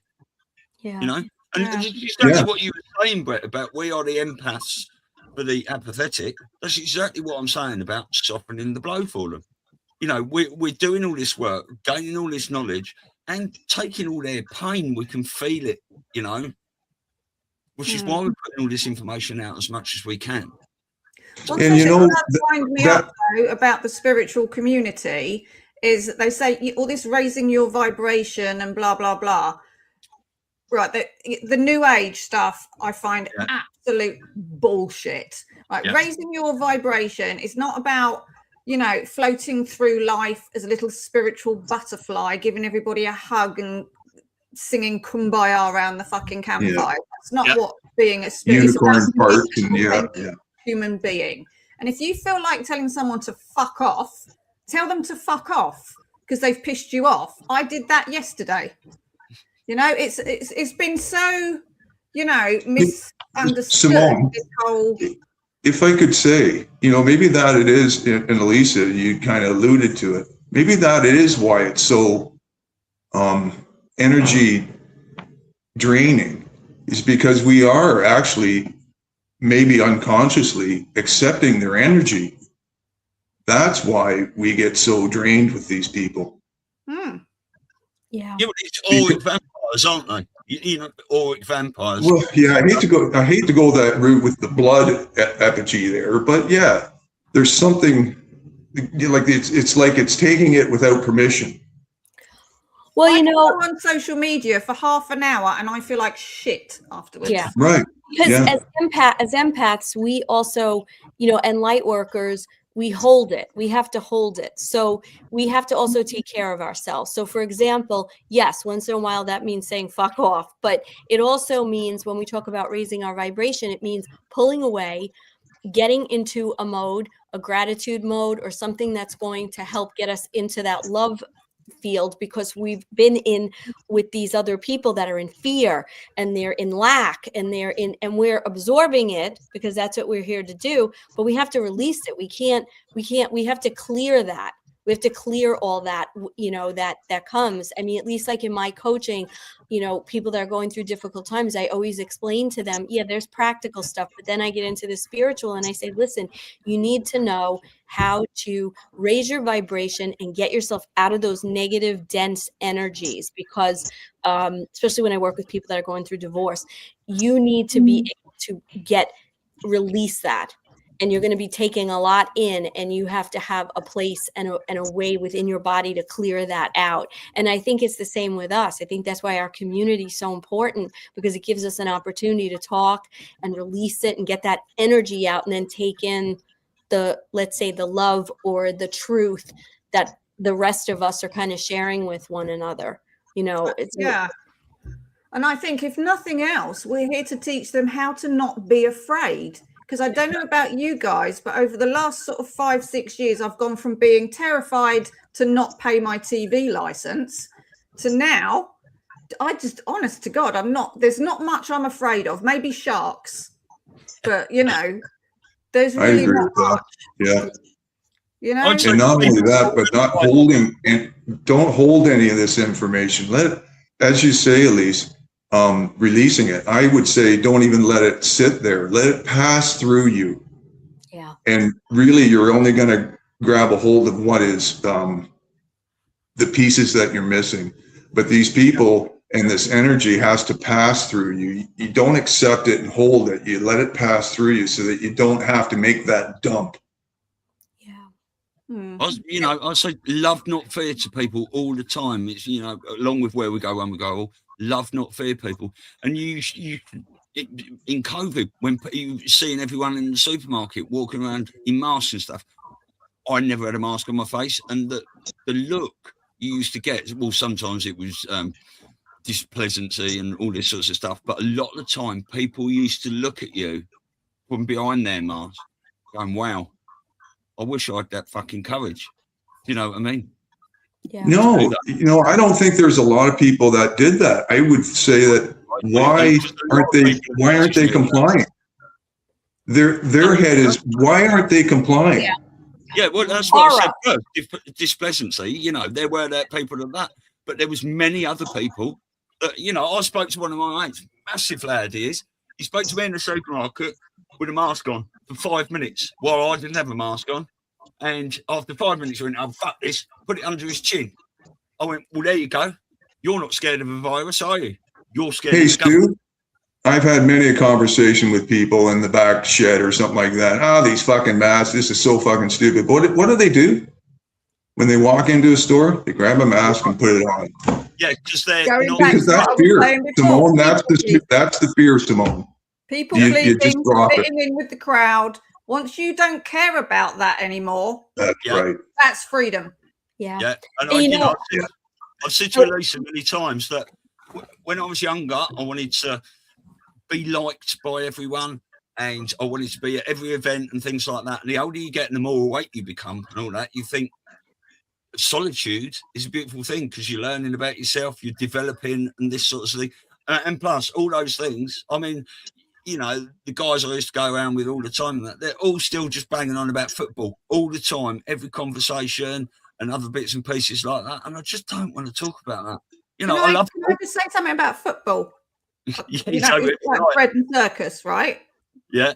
Yeah. Keep them occupied. I think because it's your most masculine of men that go to football matches. Yeah. It's like the only acceptable time when men can touch each other. Yeah. Is a football match.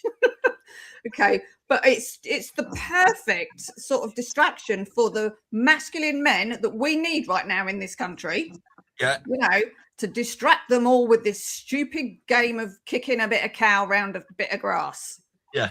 Yeah. You know what, Simone, if they could bring that testosterone to their family life and not be, an abuser or whatnot, geez, wouldn't that be something? Instead of these, what we call these softening pansy fuckers that we're producing now or have been produced, not through our trans shows. Yeah. Well, right. But I think you're right. If they could bring some of that manliness as they fight each other back home to put it into good, they've lost the meaning of what it means to be a man. The misogyny. Scared to be a man. Going back to what we were saying before, it's all about people pleasing, isn't it? Keep your mouth shut, get your head down. Yeah.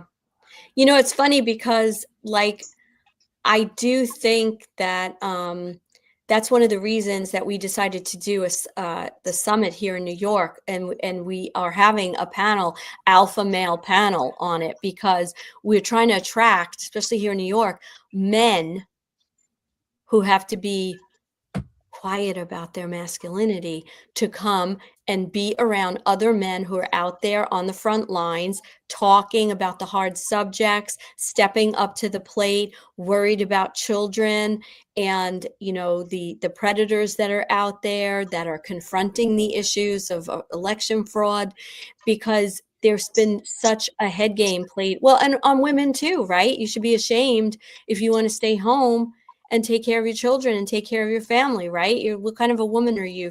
Were you going to just be? I remember when I was in high school, do you really want to stay home and wipe some snot-nosed kid's nose? Well, it's not just any kid; it's my own child. They make you feel like this is like a foreign person. It's your own flesh and blood. So they've totally twisted all this, and I think that's what we're here to remind everyone, that we have to go back to being, women have to be women and men have to be men. And that has nothing to do with, quite frankly, what your sexual orientation is, because you're still a woman and you're still a man. And there are certain things about who you are that are part of your DNA, regardless of who you're attracted to, right? Well, it sure would be nice if men and women could go back to their traditional roles instead of being pressured by society with all this fake.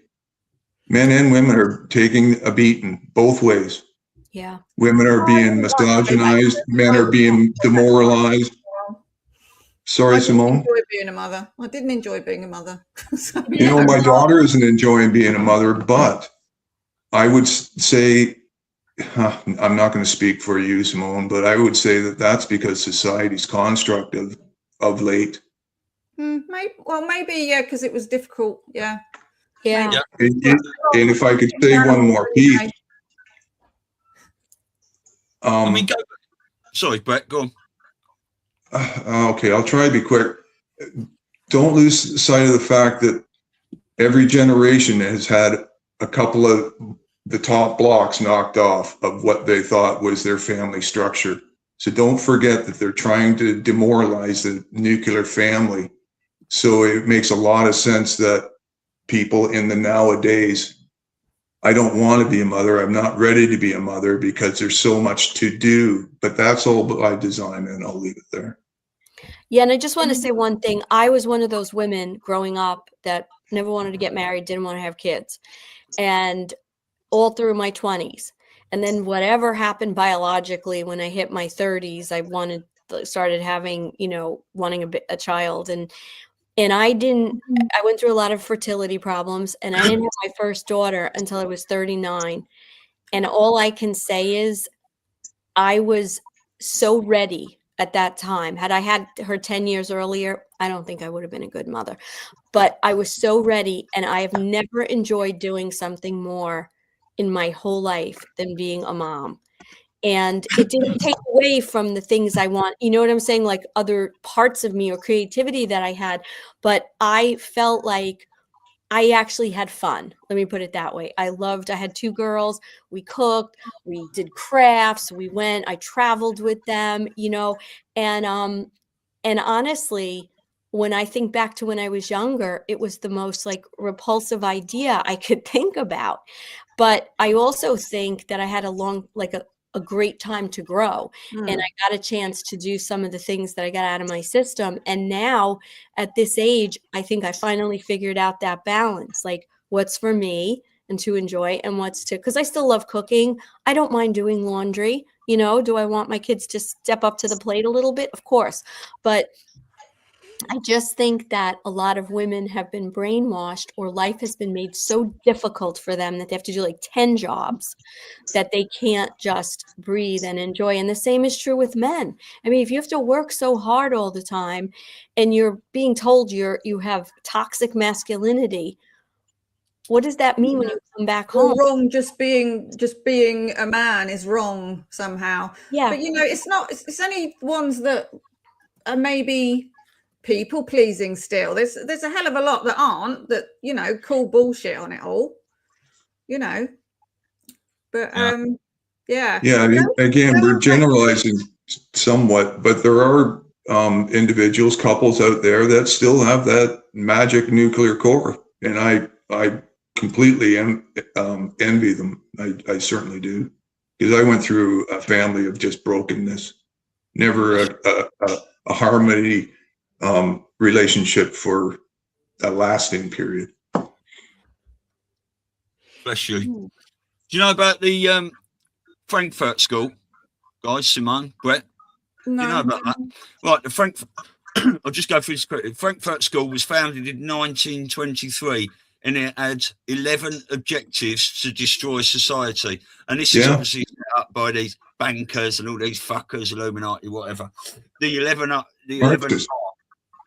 the creation of racism offences, continual change to create confusion, the teaching of sex and homosexuality to children, the undermining of schools and teachers' authority, huge immigration to destroy identity, the promotion of excessive drinking, the emptying of churches, an unreliable legal system with bias against victims of crime, dependency on the state or state benefits, control and dumbing down by the media, and encouraging the breakdown of the family.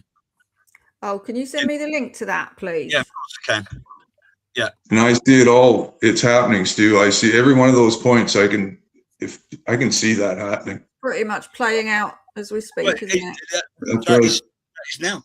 But this is what the white hats. And not only that, they're flooding our white societies with brown people because they want to make everyone mulatto. No. because the Jews are the real white people, they say. Yeah. What was that, Simone? I said too late. I'm a bit Yeah, more right mucker. on. I love you, sister. They're perfect. Right on. I think this is all being undone, though. This is, you know, we're watching it in reverse now. All this shit that's been done to us, and Well, if Keir Starmer wants an army to go and fight Russia, he's got one, hasn't he? A brown one. well, Bring them fuckers. yeah, there'll be, I think, a lot of our military men, but there were. He hasn't got an army. I would love to see him draft, right? Whether it's just a scare tactic or anything, I'd love to see a draft for like 17 to 25-year-olds, something No like one's that. having it. Even the non-awake, they're just not having it, are they? No, well, they ain't going to have it. But the sheer panic that would set in, you know, you see these 100-year-old veterans crying on TV and stuff because of the country that you know, they fought for and survived, and most of the people they fought with are not here anymore. They've all fucking died. There's military cemeteries everywhere. People are going to find out about that as well. It's not just, oh shit, I've been lied to. The BBC lied, and I've been jabbed. What have I got in me? It's all these soldiers that have been fought for wars that never needed to happen. The potentiality that, you know, all religion's bollocks, and it's all been designed, you know, organised religion to give them excuses to fight people all around the world, whatever shape it is. You know, people are going, oh, I lost my son, I lost my husband, and all this, when, you know, maybe 90% of it never needed to happen. It was all organised and funded on both sides by these same fuckers that control the banks and the hidden hand behind the scenes. Oh, There's so much stuff going to come out that is going to break people. You just reminded me. Trump is on, guys. Sorry? Trump is on. Oh, go on then. It's not on your screen yet, is it, Elisa? Yeah, it is. I'll be back. He's talking. You get your sound on. No, wait a minute. Why isn't the sound on here? It's mute at the bottom, is it? No, on the bottom of the screen. At the bottom of the video, Elisa. I know, I'm looking. Oh, There, here. bottom left corner.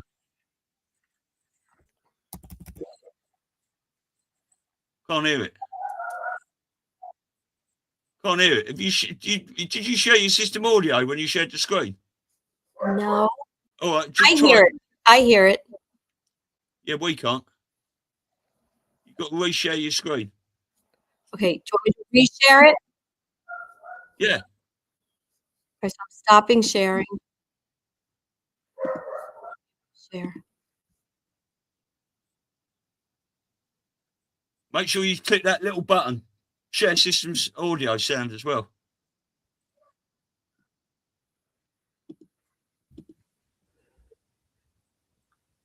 Hold on. Sorry.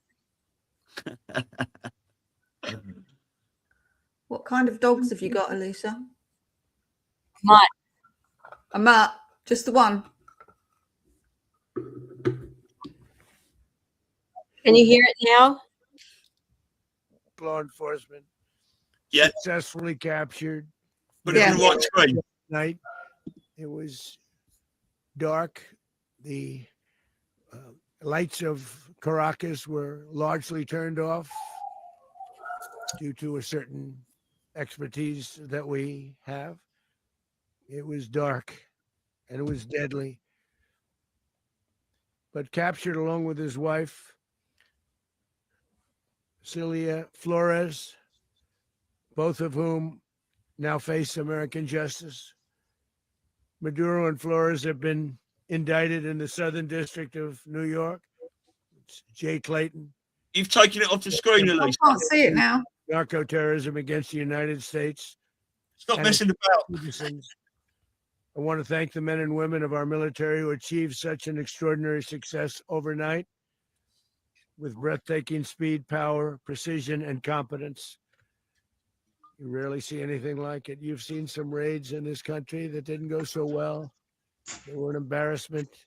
If you look back to Afghanistan, or if you look back to the Jimmy Carter days, they were different days. We're a respected country again, like maybe like never before. These highly trained warriors operating in collaboration with U.S. law enforcement caught them in a very ready position. They were waiting for us. They knew we had many ships out in the sea, just sort of waiting. They knew we were coming. So they were in a ready, what's called a ready position, but they were completely overwhelmed and very quickly incapacitated. If you would have seen what I saw last night, you would have been very impressed. I'm not sure that you'll ever get to see it, but it was an incredible thing to see. Not a single American service member was killed, and not a single piece of American equipment was lost. But many helicopters, many planes, many people involved in that fight. But think of that, not one piece of military equipment was lost, not one service member was, more importantly, killed. The United States military is the strongest and most fearsome military on the planet by far. With capabilities and skills our enemies can scarcely begin to imagine. We have the best equipment anywhere in the world. There's no equipment like what we have. And you see that even if you just look at the boats. You know, we've knocked out 97% of the drugs coming in by sea. 90%. Each boat kills 25, on average, 25,000 people. We knocked out 97%. And those drugs mostly come from a place called Venezuela. We're going to run the country until such time as we can do a safe, proper, and judicious transition. So we don't want to be involved with having somebody else get in, and we have the same situation that we had for the last long period of years. So we are going to run the country until such time as we can do a safe, proper, and judicious transition. And it has to be judicious because that's what we're all about. We want peace, liberty, and justice for the great people of Venezuela. And that includes many from Venezuela that are now living in the United States and want to go back to their country. It's their homeland. We can't take a chance that somebody else takes over Venezuela that doesn't have the good of the Venezuelan people in mind. We've had decades of that. We're not going to let that happen. We're there now, and what people don't understand, but they understand as I say this, we're there now, but we're going to stay until such time as the proper transition can take place. So we're going to stay until such time as we're going to run it, essentially, until such time as a proper transition can take place. As everyone knows, the oil business in Venezuela has been a bust, a total bust, for a long period of time. They were pumping almost nothing by comparison to what they could have been pumping and what could have taken place. We're going to have our very large United States oil companies, the biggest anywhere in the world, go in, spend billions of dollars, fix the badly broken infrastructure, the oil infrastructure, and start making money for the country. And we are ready to stage a second and much larger attack if we need to do so. So we were prepared to do a second wave if we needed to do so. We actually assumed that a second wave would be necessary, but now it's probably not. The first wave, if you'd like to call it that, the first attack was so successful, we probably don't have to do a second, but we're prepared to do a second wave, a much bigger wave, actually. This was pinpoint, but we have a much bigger wave that probably won't have to do. This partnership of Venezuela with the United States of America, a country that everybody wants to be involved with because of what we were able to do and accomplish, will make the people of Venezuela rich, independent, and safe. And it will also make the many, many people from Venezuela that are living in the United States extremely happy. They suffered. They suffered. So much was taken from them. They're not going to suffer anymore. the illegitimate dictator Maduro was the kingpin of a vast criminal network responsible for trafficking colossal amounts of deadly and illicit drugs into the United States. As alleged in the indictment, he personally oversaw the vicious cartel known as Cartel de las Solas, which flooded our nation with lethal poison, responsible for the deaths of countless Americans, many, many Americans. Hundreds of thousands over the years of Americans died because of him. Maduro and his wife will soon face the full might of American justice and stand trial on American soil. Right now, they're on a ship. They'll be heading to ultimately New York, and then a decision will be made, I assume, between New York and Miami or Florida. But we have people where the overwhelming evidence of their crimes will be presented in a court of law.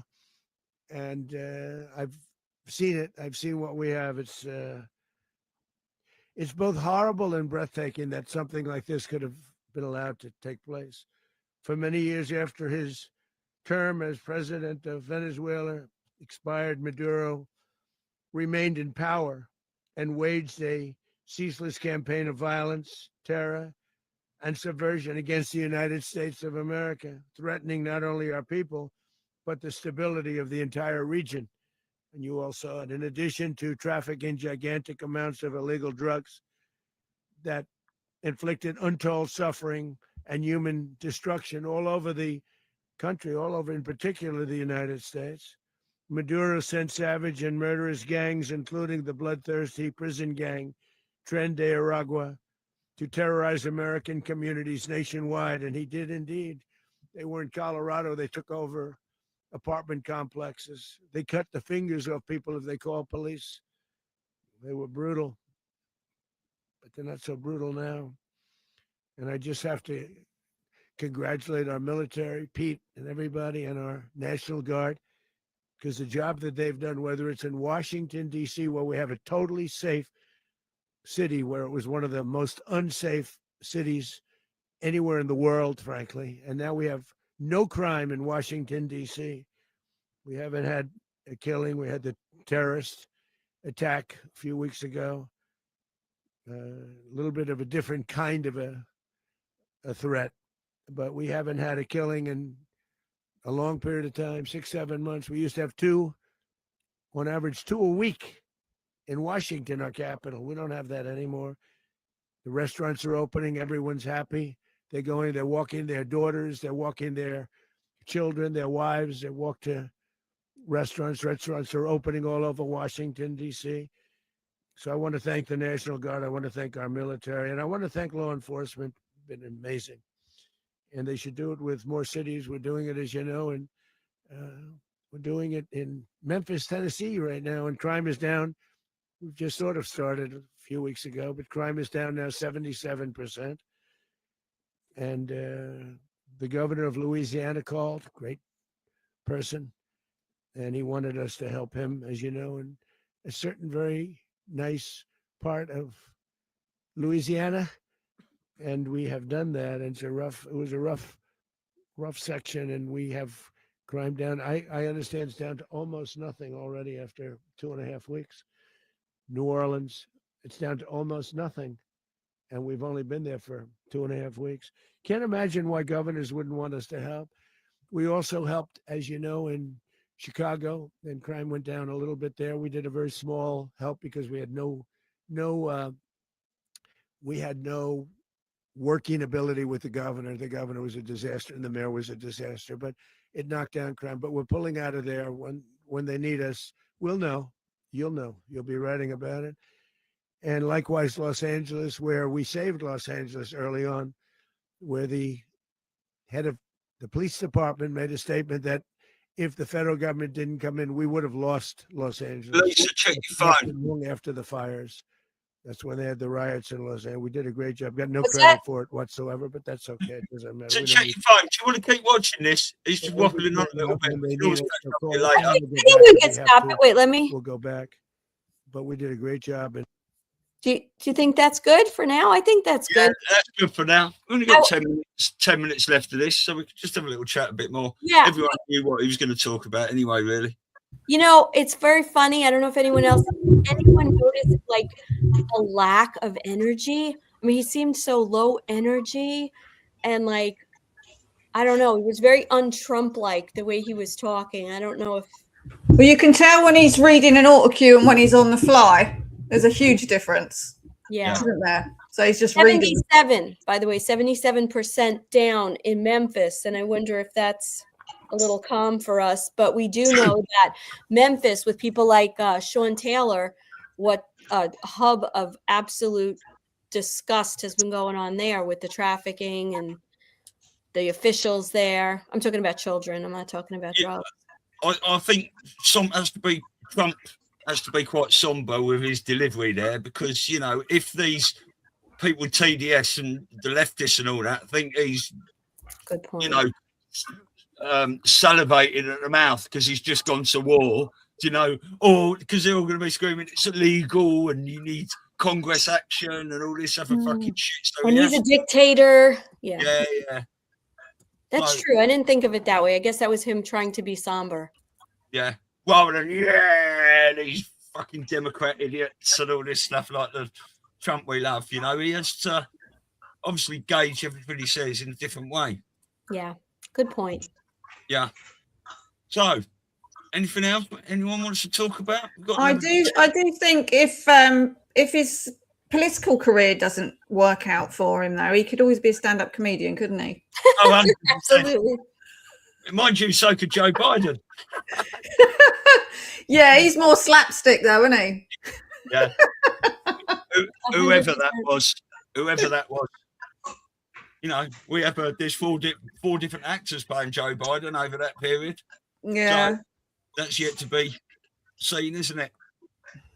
What else? I don't really think there's. I wanted to actually, I just wrote some notes when we were talking about, you know, some souls were meant to come here to facilitate this time. Yeah. I want to make sure that people aren't confusing that with the chosen ones. Yeah.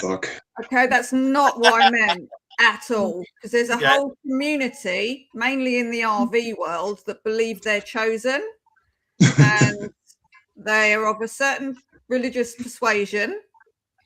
Don't want to offend anyone. Well, I don't give a fuck about offending people, to be honest. But, you know, that's not what I mean. That's not what I mean at all. But, you know, they think that they've come and they're the chosen ones and they're going to be blessed and blah, blah, blah. Anyway, just wanted to clear that up. Yeah, no, that's fine. No, we're talking about a totally different thing. We're talking totally different thing. Doesn't mean we're better than anyone. It just means we're a bit early. That's all. Yeah, we had a job. We volunteered for a job, right? Yeah. Yeah. And at times we fucking hadn't. I don't remember signing that one, Elise, but oh well. I know, none of us do. You know, but I wanted to just say one more thing about what he said. They're going to be prosecuted. He said they're going to work it out between Miami and New York and the Southern District. And we know the Southern District of New York. There's a lot about that particular district, a lot that's happened there. I find it interesting, right, that's where they're going to be prosecuting. We'll keep our eyes on that. I just want to say something about being offended there, because I've got a couple of quotes here from Stephen Fry. Now, I don't know if you Brett and Elisa know who that is, do you? Stephen Fry. There used to be Fry and Laurie, and I think Hugh Laurie was over there in an American TV series called House. House. Right. Well, it was Fry and Laurie, and they used to, I mean, a lot of the best comedians make the best actors, don't they? Because they're just so good at, you know, keeping straight faces and things like that. But two quotes from Stephen Fry. It sort of goes along what we were talking to Jason for the end of the show yesterday. One's about swearing, one's about being offended. Swearing is a really important part of one's life. It would be impossible to imagine life without swearing, without enjoying swearing. there used to be mad, silly pussy people who used to say swearing was a sign of a poor vocabulary. Such utter nonsense. The people I know who swear the most tend to have the widest vocabularies, and the kind of person who says swearing is a sign of a poor vocabulary usually have a pretty poor vocabulary themselves. The sort of twee person who thinks swearing is in any way a sign of a lack of education or of a lack of verbal interest is just fucking lunatic. That's Stephen Foreign swearing. And it is now very common to hear people say, I'm rather offended by that, as if that gives them certain rights. It's actually nothing more than a whine. I find that offensive. It has no meaning. It has no purpose. It has no reason to be respected as a phrase. I am offended by that. So fucking what? It's like Ricky Gervais. He said something similar, didn't he, about being offended? He said, who do you think you are? You think you're going to get through this life without being fucking offended? Well, let me just say, as someone who came from a Sicilian American family, my father kind of cornered the market on the use of the word fuck as every form of grammar. So he used it as a noun, a verb, an adverb, and an adjective. And we couldn't be offended when we were growing up. Yeah. And now, I don't know if it's a good thing or a bad thing, but my kids are very, very, I would say, have very strong and well-versed vocabularies, and they enjoy the use of swearing as well. So I've passed on. We're now moving. Very versatile word. What's that? It's a very versatile word. There's another word we use in the UK quite a lot. I'm not sure if you use it a lot in the States or in Canada. Cunt. Yeah. Okay, that's also a very versatile word. You didn't see our show last week, did you? Because I went, right, it was me, Elisa, and Jason. And we went, right then, guys, let's go live. And I went live, and it was buffering like that. And we didn't know we were live. Come on. I thought, there's something not right here, guys. I'm just going out. So I went out. When I came back in, like that, I went, what's going on here? And all that. And I think Jason Q was going, bollocks. Bollocks. When the English used that word. And then Elisa went, I just love the way the English use the word cunt, like it rolls off their tongue. And I went, guys, I think we're live. I mean, it didn't really matter anyway. Oh, Jason went straight out of the gate. But it is also a term of endearment. If you know the person, you can't. That's a real term of endearment. Well, you know, us Americans are we're a little more, you know, what's the word I'm looking for? Respectable, you're trying to say. No, that's not the word I was looking for. I was looking for the word like uptight. And so the word cunt here in the United States is not considered. That is like the ultimate insult that you could give a woman. Like you have to be. Oh, it is here as well. Yeah.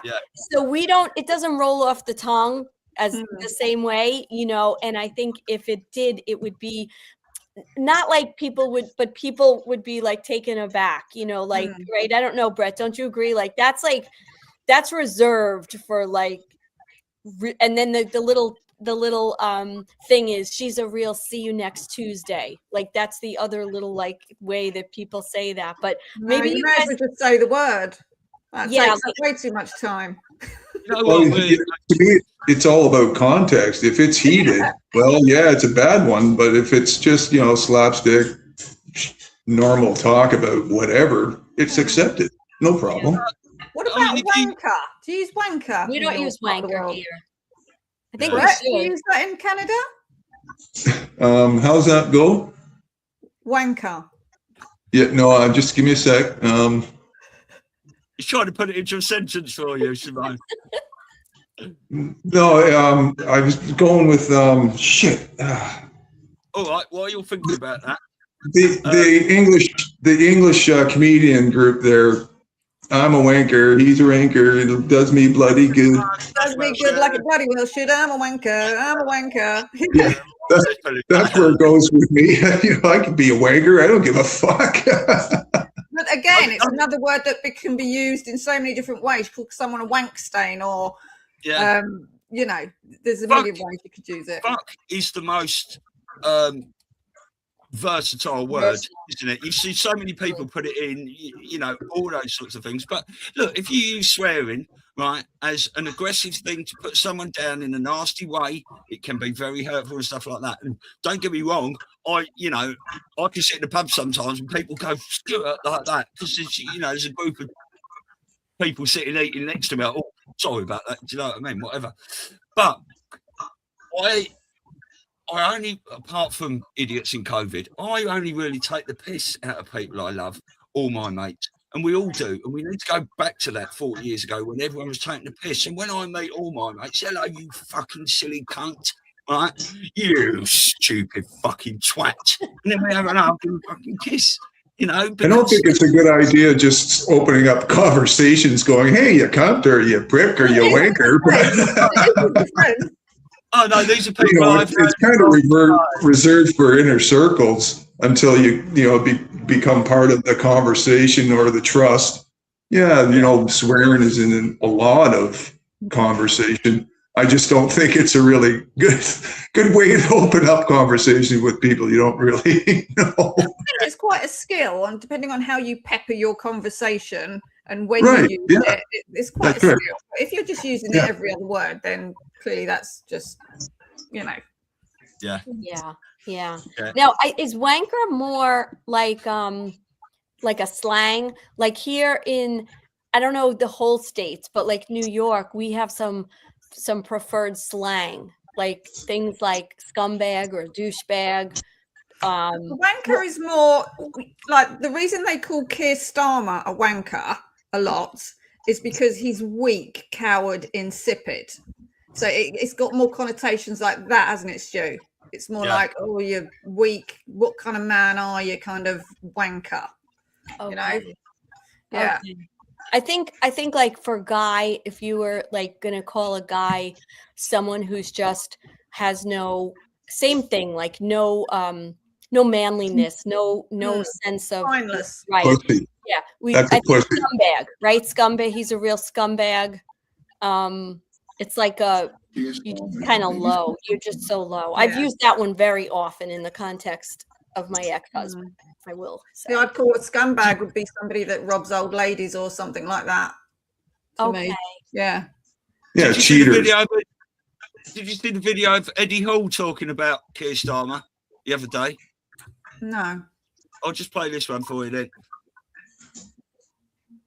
Keir Starmer is the biggest fucking cunt on planet Earth. Don't hold it back. I'm not going to hold it back.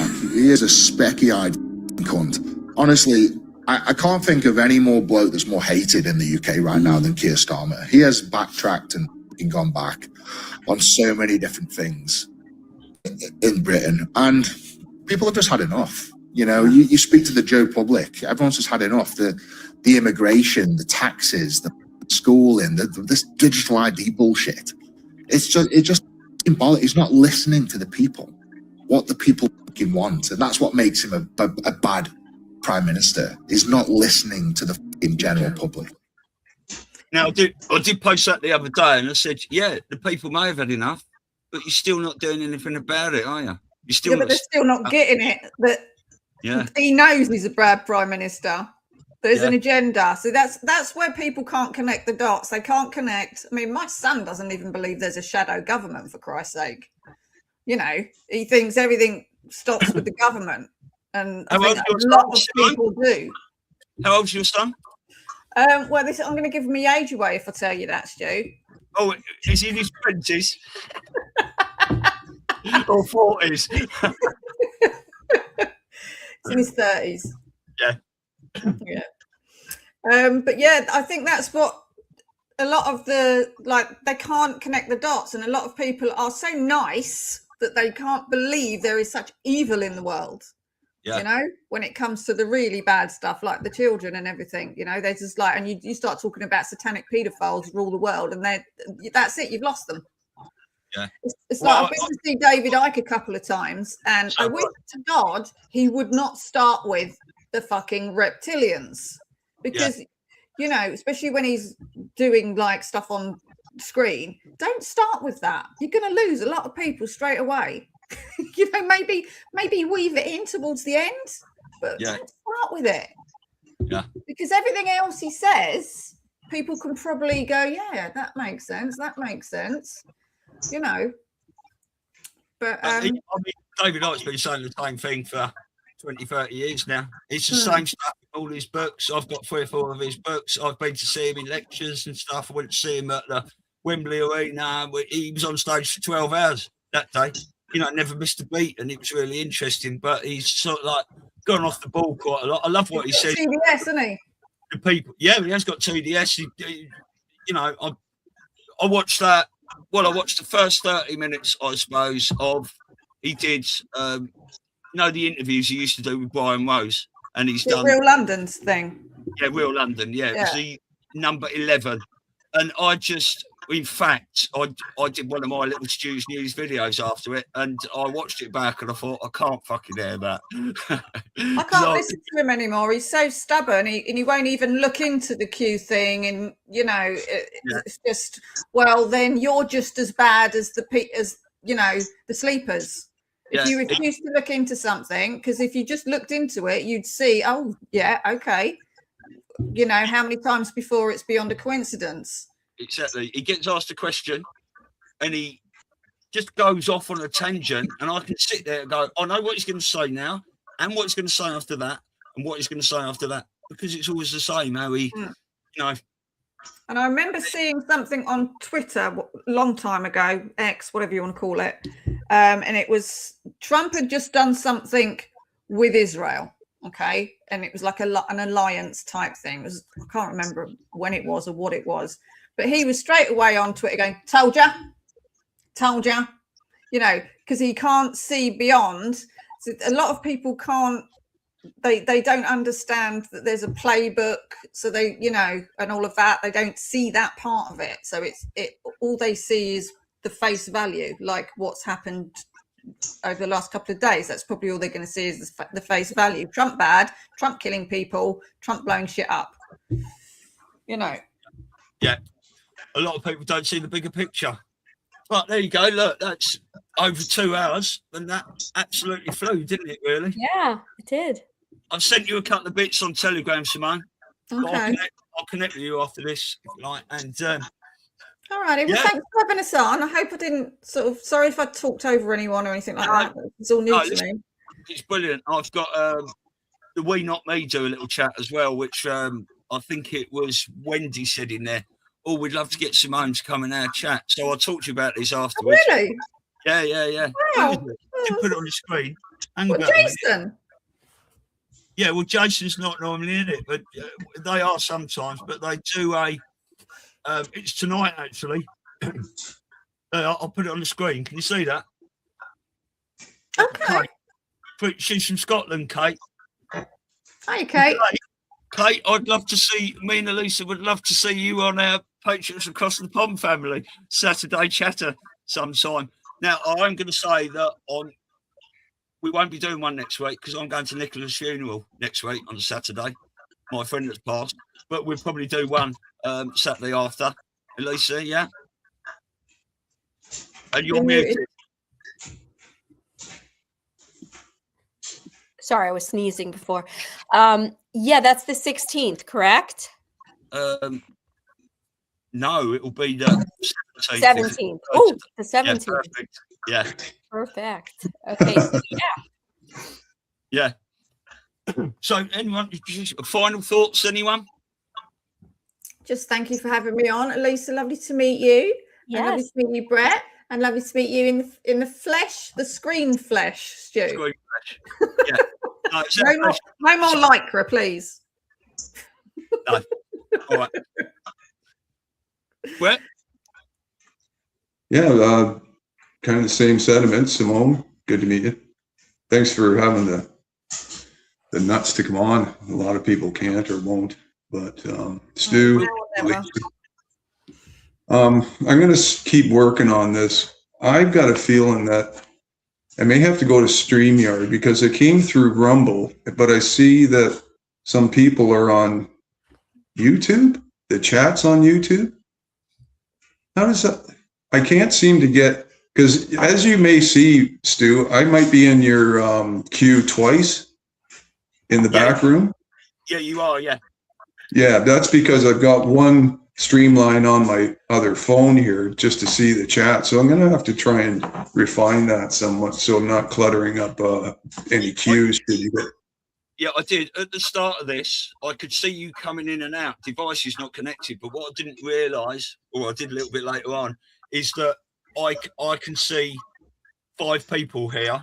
Well, us 4 and a screen share. But I didn't realise underneath that, I had another row and you were just sitting down there. When I went like that, when Elisa went to share a screen and stuff, I went, oh, right. So I'll have to keep my mind on that next time, especially if we have more people on, because I will stack up down there and I maybe have to swap people in and out. But yeah. Again, I don't understand how some of the people who are chatting aren't on your queue.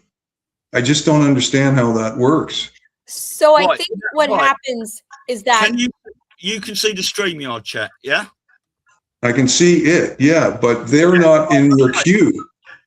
Right. Well, because I'm the host, I cannot comment in the StreamYard chat. Can you comment in there today, Elisa? Yes, because I'm in there as Patriots Across the Pond YouTube. Yeah, because she's streaming to YouTube. I'm streaming to Rumble. I can't comment in the Rumble chat. I have to go to my other screen and look at and comment in the Rumble. Right?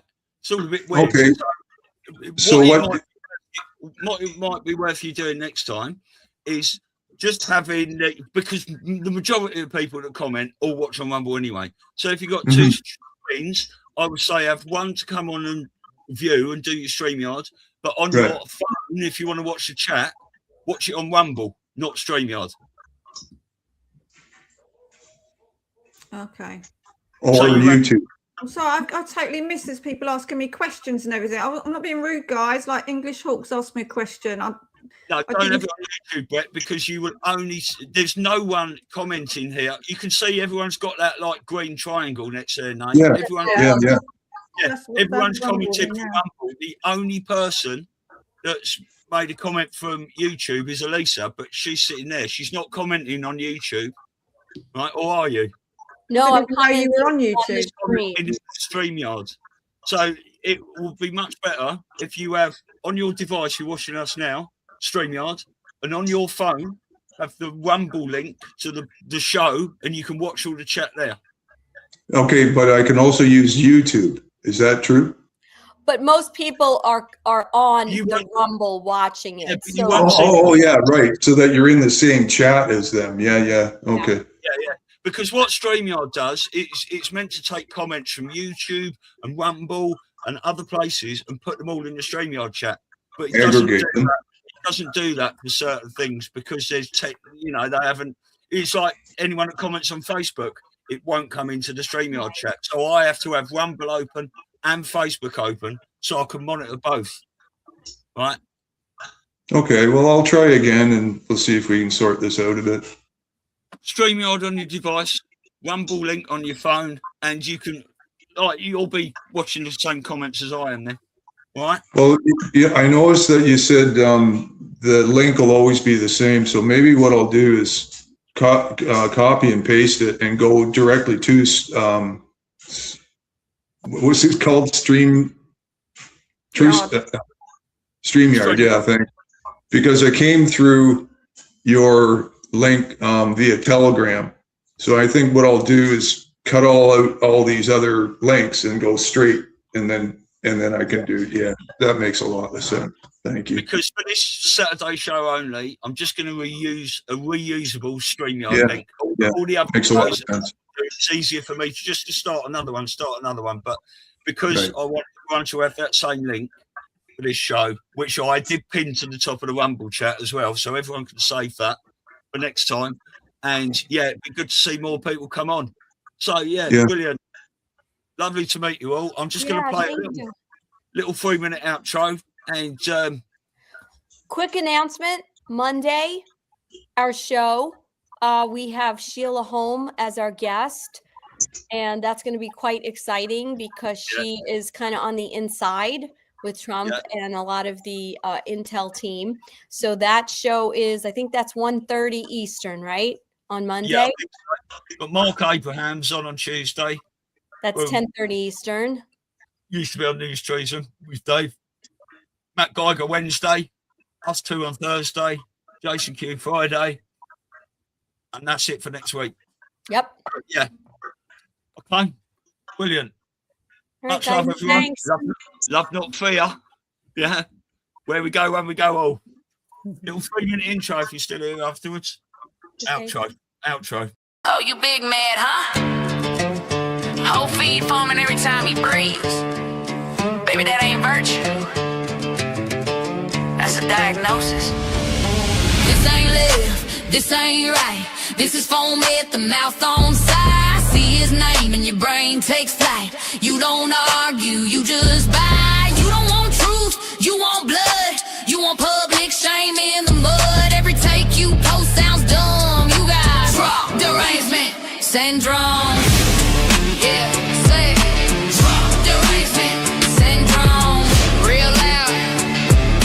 Drop derangement syndrome. You ain't read no bill, you ain't checked no source, but you online barking like a fired up horse. Whole TL screaming he's a threat to the nation, but it's all retweets, no legislation. You don't want borders, jobs, or faith. You just want him dragged, choked in a rape. You jail grandma for a red hat pick, but praise the labs for the same rhetoric. You say fascist 12 times a day, but you ban his voice, take his vote away. You call us coke while you chant on Q.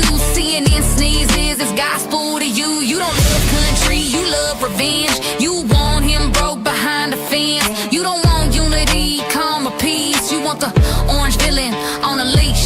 You say saving democracy, but you sound real drunk on hypocrisy. Cause if he cured your mama cancer, you still post this ain't the answer. You ain't neutral, you obsessed with hate. This ain't live, this ain't right. This is foam at the mouth on side. See his name and your brain takes flight. You don't argue, you just buy. You don't want truth, you want blood. You want public shame in the mud. Every take you post sounds dumb. You got drop derangement syndrome. You ain't anti-hate, you just hate him. You flipped your morals just to look slim. You was flag waving back in 12 till he came through.